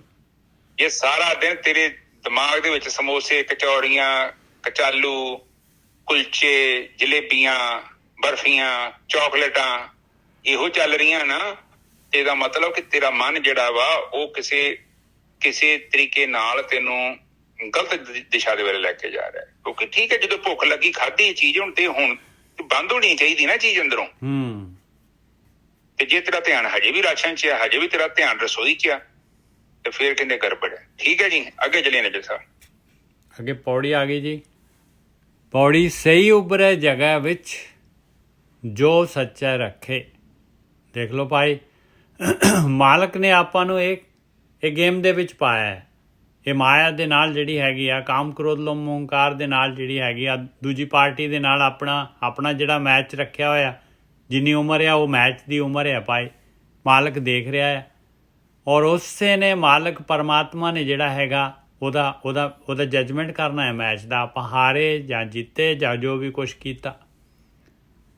ਔਰ ਉੱਭਰਦੇ ਉਹ ਹੈਗੇ ਜਿਨ੍ਹਾਂ ਨੂੰ ਮਾਲਕ ਪਰਮਾਤਮਾ ਜਿਹੜਾ ਹੈਗਾ ਉਹਦੀ ਕਸੌਟੀ ਦੇ ਉੱਤੇ ਜਿਹੜਾ ਹੈਗਾ ਜਿਨ੍ਹਾਂ ਨੂੰ ਮਾਲਕ ਨੇ ਰੱਖ ਲਿਆ। ਮਾਲਕ ਨੇ ਰੱਖ ਲਿਆ ਮਤਲਬ ਜਿਨ੍ਹਾਂ ਨੂੰ ਮਾਲਕ ਨੇ ਇਹ ਮੈਚ ਦੇ ਵਿੱਚ ਜਿਤਾ ਦਿੱਤਾ। ਇਹਦਾ ਮਤਲਬ ਮਾਲਕ ਜਿਤਾਉਂਦਾ ਹੈ। ਮਾਲਕ ਜਿਹੜਾ ਹੈਗਾ ਦੋਨੋਂ ਟੀਮਾਂ ਨੂੰ ਮਾਲਕ ਨੇ ਸ਼ਕਤੀ ਦਿੱਤੀ ਹੋਈ ਆ, ਪੂਰੀ ਮਾਇਆ ਨੂੰ ਪੂਰੀ ਸ਼ਕਤੀ ਦਿੱਤੀ ਹੋਈ ਆ।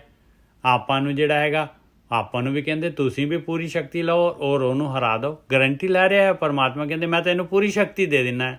ਤੂੰ ਜਿਹੜਾ ਹੈਗਾ ਆ ਬ੍ਰਹਮ ਗਿਆਨੀ ਕੋਚ ਹੈਗੇ, ਇਹ ਕੋਚ ਵਧੀਆ ਕੋਚ ਹੈਗੇ, ਟ੍ਰੇਨਿੰਗ ਲੈ ਲੈ ਇਹਨਾਂ ਕੋਲੋਂ ਔਰ ਫਿਰ ਜਾ ਕੇ ਲੜਾਈ ਕਰ ਰਿੰਗ ਦੇ ਵਿੱਚ। ਆ ਸੱਚਾ ਇਸ ਤਰ੍ਹਾਂ ਰੱਖਦਾ ਹੈ ਭਾਈ। ਉਸਨੇ ਇਸੇ ਵਾਸਤੇ ਤਾਂ ਗੇਮ ਬਣਾਈ ਹੋਈ ਆ। ਜੇ ਮਾਇਆ ਜਿੱਤੀ ਜਾਊਗੀ ਤੇ ਮਾਲਕ ਨੂੰ ਕੀ ਫਾਇਦਾ ਆ? ਮਾਲਕ ਨੂੰ ਕੀ ਫਾਇਦਾ ਜੇ ਮਾਇਆ ਜਿੱਤੀ ਜਾਊਗੀ ਤੇ? ਸਹੀ ਉਭਰੇ ਜਗ੍ਹਾ ਵਿੱਚ ਜੋ ਸੱਚਾ ਰੱਖੇ, ਮੂੰਹ ਡਿੱਠੇ ਤਿਨਕੇ ਜੀਵੀਏ, ਹਰਿ ਅੰਮ੍ਰਿਤ ਚੱਖੇ। ਕਹਿੰਦੇ ਜਿਨ੍ਹਾਂ ਨੂੰ ਰੱਖ ਲਿਆ ਸੱਚੇ ਪਾਤਸ਼ਾਹ ਨੇ, ਮਾਲਕ ਨੇ, ਉਹ ਤਾਂ ਫਿਰ ਬ੍ਰਹਮ ਗਿਆਨੀ ਹੈ, ਉਹ ਤਾਂ ਫਿਰ ਜਿਹੜੇ ਸਤਿਗੁਰੂ ਹੈਗੇ, ਉਹ ਤਾਂ ਗੁਰੂ ਹੈਗੇ।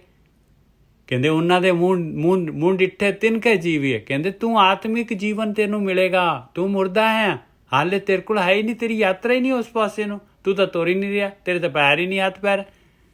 ਮੂੰਹ ਡਿੱਠਾ ਤਿਨਕੇ ਜੀਵੀਏ, ਉਹਨਾਂ ਦੇ ਜਿਹੜੇ ਹੈਗੇ ਸੰਗਤ ਕਰਕੇ ਜਿਉਂਦਾ ਹੋ ਜਾਏਗਾ। ਹਰ ਅੰਮ੍ਰਿਤ ਚੱਖੇ, ਔਰ ਅੰਮ੍ਰਿਤ ਚੱਖ ਲੇਗਾ ਜਿਹੜਾ ਤੇਰੇ ਅੰਦਰ ਜਿਹੜਾ ਗੁਪਤ ਪਿਆ ਹੋਇਆ। ਕਾਮ ਕ੍ਰੋਧ ਲੋਭ ਮੋਹ ਸੰਗ ਸਾਧਾ ਪੱਖੇ। ਆ ਦੇਖ, ਆ ਆਪੋਜ਼ਿਟ ਟੀਮ ਹਾਰ ਜਾਏਗੀ। ਸੰਗ ਸਾਧਾ, ਸਾਧ ਸਤਿਗੁਰੂ ਬ੍ਰਹਮ ਗਿਆਨੀ ਉਹਨਾਂ ਦੀ ਸੰਗਤ ਕਰੇਗਾ ਤੇ ਕਾਮ ਕ੍ਰੋਧ ਲੋਭ ਮੋਹ ਹੰਕਾਰ ਜਿਹੜੇ ਹੈਗੇ ਆ ਭੱਖ ਜਾਂਦੇ ਆ, ਭੱਗ ਗਏ, ਸੜ ਜਾਂਦੇ ਆ। ਕਰ ਕਿਰਪਾ ਪ੍ਰਭ ਆਪਣੀ, ਹਰਿ ਆਪ ਪਰਖੇ। ਔਰ ਮਾਲਕ ਮਿਹਰ ਕਰਦਾ ਹੈ ਔਰ ਪਰਖਦਾ ਵੀ ਹੈਗਾ ਬਈ ਆਹ ਜਿਹੜੀ ਹੈਗਾ, ਆਹ ਬੰਦਾ ਜਿਹੜਾ ਹੈਗਾ, ਇਹ ਜਿਹੜਾ ਹੈਗਾ ਇਹ ਤਾਂ ਕਾਮ ਕ੍ਰੋਧ ਲੋਭ ਮੋਹ ਹੰਕਾਰ ਜਿਹੜੇ ਹੈਗੇ, ਇਹਨੇ ਤਾਂ ਗੇਮ ਨੂੰ ਜਿੱਤ ਲਿਆ। ਉਸ ਮਾਲਕ ਉਹਨੂੰ ਉਚਾਈ ਦੇ ਦਿੰਦਾ, ਮਾਲਕ ਜਿਹੜਾ ਹੈਗਾ ਕੱਢ ਲੈਂਦਾ। ਨਾਨਕ ਚਲਤ ਨਾ ਜਾਪਨੀ ਕੋ ਸਕੇ ਨਾ ਲਖੇ। ਮਾਲਕ ਪਰਮਾਤਮਾ ਦੀ ਖੇਡ ਦੁਨੀਆ ਦੇ ਵਿੱਚ ਹੁਣ ਨੈਕਸਟ ਮੂਮੈਂਟ ਕੀ ਹੋਏਗਾ ਕੋਈ ਨਹੀਂ ਦੱਸ ਸਕਦਾ। ਉਹਦੇ ਤਮਾਸ਼ਾ, ਉਹਦੀ ਗੇਮ ਕੋਈ ਨਹੀਂ ਜੱਜਮੈਂਟ ਕਰ ਸਕਦਾ ਪਾਏ ਕਿ ਉਹਦਾ ਚਲਤ ਕੀ ਹੈ, ਉਹਦਾ ਤਮਾਸ਼ਾ ਕੀ ਹੈ, ਉਹਨੇ ਕਿਉਂ ਕੀਤਾ ਇਸ ਤਰ੍ਹਾਂ, ਆ ਕਿਉਂ ਹੋਇਆ, ਆ COVID-19 ਕਿਉਂ ਆਇਆ। ਇਹ ਸਾਰਾ ਜਿਹੜਾ ਹੈਗਾ ਕੋਈ ਨਹੀਂ ਦੱਸ ਸਕਦਾ ਪਾਏ। ਨਾਨਕ ਚਲਤ ਨਾ ਜਾਪਨੀ ਕੋ ਸਕੇ ਨਾ ਲਖੇ। ਕੋਈ ਨਹੀਂ ਲੱਖ ਸਕਦਾ ਪਾਏ, ਕੋਈ ਨਹੀਂ ਲੱਗ ਸਕਦਾ। ਹਾਂਜੀ ਗੁਰਗੀ ਸਾਹਿਬ। ਹਾਂਜੀ ਠੀਕ ਹੈ ਜੀ। ਦੇਖੋ ਉਹ ਕਹਿ ਰਹੇ ਨੇ ਸਹੀ ਉਭਰੇ ਜਗ੍ਹਾ ਵਿੱਚ ਜੋ ਸੱਚਾ ਰੱਖੇ। ਹਾਂ, ਸੱਚੇ ਦਾ ਮਤਲਬ ਹੈ ਕਿ ਸੱਚ ਤੇ ਨਹੀਂ ਕਿਸੇ ਨੂੰ ਰੱਖਦਾ। ਸੱਚ ਤੋਂ ਭਾਵ ਹੈ ਕਿ ਜਿਹੜਾ ਧਰਮ ਤੇ ਗਿਆਨ ਤੇ ਕਰਮ ਨੂੰ ਸਹੀ ਕਰ ਲੈਂਦਾ। ਉਹ ਕਿਉਂਕਿ ਪ੍ਰਮਾਤਮਾ ਨੇ ਇੱਕ ਮੌਕਾ ਦਿੱਤਾ ਨਾ, ਹੁਣ ਤੁਹਾਡੇ ਘਰ ਤੋਂ ਬਾਹਰ ਇੱਕ ਰਸਤਾ ਬਣਾਇਆ ਹੋਵੇ, ਸੇਫ ਰਸਤਾ, ਤੁਸੀਂ ਉਸ ਰਸਤੇ ਥਾਣੀ ਜਾਓ ਤੇ ਤੁਹਾਨੂੰ ਕੋਈ ਪ੍ਰੋਬਲਮ ਨਹੀਂ ਹੈ। ਨਿੱਜਰ ਸਾਹਿਬ ਬਿਲਕੁਲ ਰੱਖੇ ਦਾ ਮਤਲਬ ਕਿ ਉਹਨੇ ਰੱਖਿਆ ਰਸਤਾ, ਤੁਸੀਂ ਲੰਘ ਜਾਓ, ਖਤਮ। ਬਿਲਕੁਲ ਹਾਂ ਹੂੰ ਸੱਚੇ ਰੱਖੇ ਕਿ ਸੱਚੇ ਨੇ ਰਸਤਾ ਬਣਾ ਕੇ ਰੱਖਿਆ। ਗਿਆਨ ਧਿਆਨ ਕੁਛ ਕਰਮ ਨਾ ਜਾਣਾ, ਇਹ ਰਸਤਾ ਹੈਗਾ। ਧਰਮ ਨੂੰ ਲਿਆਓ ਆਪਣੇ ਜੀਵਨ ਚ ਤੇ ਕਰਮਾਂ ਨੂੰ ਸਿੱਧਿਆ ਕਰਕੇ ਤੇ ਤੁਸੀਂ ਸੰਸਾਰ ਚੋਂ ਲੰਘ ਜਾਓ। ਤੇ ਪਰਮਾਤਮਾ ਤੁਹਾਨੂੰ ਕੀ ਕਹਿੰਦਾ? ਉਹ ਕਹਿੰਦਾ ਗੱਲ ਖਤਮ ਹੋ ਗਈ। ਔਰ ਦੇਖੋ ਆਪਾਂ ਤਾਂ ਇੱਕ ਇਹ ਨਹੀਂ ਕਹਿ ਸਕਦੇ ਕਿ ਬਈ ਜਿਹੜਾ ਹੈਗਾ ਉਹਨੇ ਰਸਤਾ ਨਹੀਂ ਰੱਖਿਆ, ਆਪਣੇ ਸਾਹਮਣੇ ਤਾਂ ਨਿਕਲ ਕੇ ਜਾ ਰਹੇ ਆ, ਬ੍ਰਹਮ ਗਿਆਨੀ ਸਾਹਮਣੇ ਤਾਂ ਹੈ। ਹਾਂ ਨਿਕਲ ਕੇ ਗਏ ਨੇ, ਜਿੰਨਾ ਪਾਸ ਕੀਤਾ ਉਹ ਤੇ ਦੱਸ ਕੇ ਗਏ ਨੇ ਰਸਤਾ। ਸਾਡੀ ਮਰਜ਼ੀ ਅਸੀਂ ਜਾਣਾ ਜਾਂ ਨਹੀਂ ਜਾਣਾ। ਬਿਲਕੁਲ ਬਿਲਕੁਲ ਟੈਸਟ ਕੀਤਾ ਹੈ ਔਰ ਬਿਲਕੁਲ ਪ੍ਰੈਕਟੀਕਲ ਕਰਕੇ ਦਿਖਾ ਦਿੱਤਾ। ਕੱਲੀ ਥਿਉਰੀ ਨਹੀਂ ਹੈਗੀ, ਪ੍ਰੈਕਟੀਕਲ ਕਰਕੇ ਦੱਸਿਆ। ਹਾਂਜੀ ਅਗਲੀ ਤੋਂ ਕੋਲ ਨੇ ਜਿੱਥੇ ਮਨ ਡਿੱਠੇ ਨਹੀਂ, ਹਰ ਅੰਮ੍ਰਿਤ ਚੱਖੇ। ਅੰਮ੍ਰਿਤ ਚੱਖਣਾ, ਜੇ ਚੱਖਣਾ ਹੈ ਤੇ ਭਾਈ ਉਹਨਾਂ ਦੀ ਸੰਗਤ ਕਰਨੀ ਪਊਗੀ। ਕਾਮ ਕ੍ਰੋਧ ਲੋਭ ਮੋਹ ਸੰਗ ਸਾਧਾਂ ਭਖੇ, ਉਹਨਾਂ ਦੇ ਨਾਲ ਇਹ ਜਿਹੜਾ ਗੇਮ ਪਾਈ ਆਪੋਜ਼ਿਟ ਟੀਮ ਜਿਹੜੀ ਹੈ ਤਾਂ ਹੀ ਆਪਾਂ ਜਿੱਤ ਸਕਦੇ ਹਾਂ, ਨਹੀਂ ਤਾਂ ਇਹ ਤਾਂ ਜਿੱਤੇ ਜਿਤਾਏ ਹੈਗੇ। ਹਾਂਜੀ ਵੀਰ यहाँ तो फिर बोले मुँह डिठे तिनके जीवीए, ਹਰ ਅੰਮ੍ਰਿਤ ਚੱਖੇ। ਹਾਂ ਉਹਨਾਂ ਦੇ ਮੂੰਹ ਜਿਹੜੇ ਉਹਨਾਂ ਦੀ ਸੰਗਤ ਕਰਕੇ ਆਪਾਂ ਆਤਮਿਕ ਜਿਉਂਦੇ ਹੋ ਜਾਂਦੇ ਹਾਂ, ਆਤਮਿਕ ਯਾਤਰਾ ਸ਼ੁਰੂ ਹੋ ਜਾਂਦੀ ਹੈ। ਹਾਂਜੀ ਵੀਰ ਜੀ ਬਿਲਕੁਲ ਠੀਕ ਹੈ ਜੀ। ਫਿਰ ਸੰਗਤ ਦੇ ਵਿੱਚ ਬਹਿ ਕੇ ਜਦੋਂ ਗੁਰੂਆਂ ਦੀ ਆਪਾਂ ਬਾਣੀ ਸੁਣਦੇ ਹਾਂ ਤੇ ਫਿਰ ਸਾਨੂੰ ਪਤਾ ਲੱਗਦਾ ਹੈ ਕਿ ਮੇਰੇ ਜਿਹਨੂੰ ਮੈਂ ਧਰਮ ਸਮਝ ਕੇ ਬੈਠਾ ਹਾਂ ਉਹ ਕੇਵਲ ਮੇਰੇ ਸਰੀਰ ਦਾ ਧਰਮ ਆ। ਮੇਰਾ ਅਸਲੀ ਧਰਮ ਤੇ ਅਜੇ ਸ਼ੁਰੂ ਹੀ ਨਹੀਂ ਹੋਇਆ। ਮੈਂ ਜਿੱਥੇ ਮੈਂ ਆਖਰੀ ਕਲਾਸ ਸਮਝ ਕੇ ਬੈਠਾ ਉਹ ਤੇ ਪਹਿਲੀ ਕਲਾਸ ਸੀ। ਬਿਲਕੁਲ ਬਿਲਕੁਲ ਗੁਰਮੁਖ ਜਿਹੜੇ ਬ੍ਰਹਮ ਗਿਆਨੀ ਆਪਾਂ ਨੂੰ ਸਮਝਾ ਰਹੇ ਆ ਤੇ ਇਹੋ ਕਹਿ ਰਹੇ ਨੇ ਕਿ ਅਜੇ ਤੇ ਤੂੰ ਪਹੁੰਚੇ ਹੀ ਨਹੀਂ, ਤੂੰ ਤੇ ਰਾਹ 'ਚ ਬੈਠਾ ਜੇ। ਤੇ ਜੇ ਤੂੰ ਰਾਹ 'ਚ ਬੈਠਾ ਹੈ ਤਾਂ ਉੱਤੇ ਰਸਤਾ ਦੱਸਿਆ ਵਾ ਸੱਚ ਦਾ, ਸੱਚ ਤੇ ਚੱਲਣਾ ਪੈਣਾ ਤੈਨੂੰ, ਫੇਰ ਹੀ ਤੇ ਮਾਰਕ ਪਾਸ ਹੋਊਗਾ, ਫੇਰ ਹੀ ਤੇਰੇ ਇਮਤਿਹਾਨ ਸਾਰੇ ਪਾਸ ਹੋਣਗੇ। ਤੇ ਜੇ ਤੂੰ ਸੱਚ ਤੇ ਚੱਲਿਆ ਹੀ ਨਹੀਂ ਤੇ ਤੇਰੇ ਇਮਤਿਹਾਨ ਤੇ ਪੇਪਰ ਤੇ ਤੇਰੇ ਉੱਤੇ ਖਲੋਤੇ ਹੀ ਆ। ਜਦ ਤੱਕ ਤੂੰ ਪਾਸ ਨਹੀਂ ਕਰਦਾ ਕਾਮ ਕ੍ਰੋਧ ਲੋਭ ਮੋਹ ਹੰਕਾਰ ਦੇ ਪੇਪਰਾਂ ਨੂੰ, ਤੂੰ ਨਹੀਂ ਬ੍ਰਹਮ 'ਚ ਲੀਨ ਹੋ ਸਕਦਾ। ਔਰ ਜੇਕਰ ਨਹੀਂ ਤੂੰ ਲੀਨ ਹੁੰਦਾ ਤੇ ਮੰਨ ਲਾ ਭੋਗਾਂ ਨੂੰ ਭੋਗੀ ਜਾ, ਫਿਰ ਤੂੰ ਦੁਖੀ ਹੋਣਾ ਵਾ। ਵੇਖੋ ਜਿਹੜੇ ਬੰਦੇ ਭੋਗੀ ਹੁੰਦੇ ਨੇ ਉਹ ਬੜੇ ਪਰੇਸ਼ਾਨ ਹੁੰਦੇ, ਬੜੇ ਦੁਖੀ ਹੁੰਦੇ। ਉਹਨਾਂ ਦੇ ਦੁੱਖਾਂ ਦਾ ਹਿਸਾਬ ਨਹੀਂ ਹੁੰਦਾ ਬੰਦਾ, ਪਰ ਦੇਖਣ ਵਾਲੇ ਲੱਗਦਾ ਕਿ ਬੜਾ ਸੁਖੀ ਆ।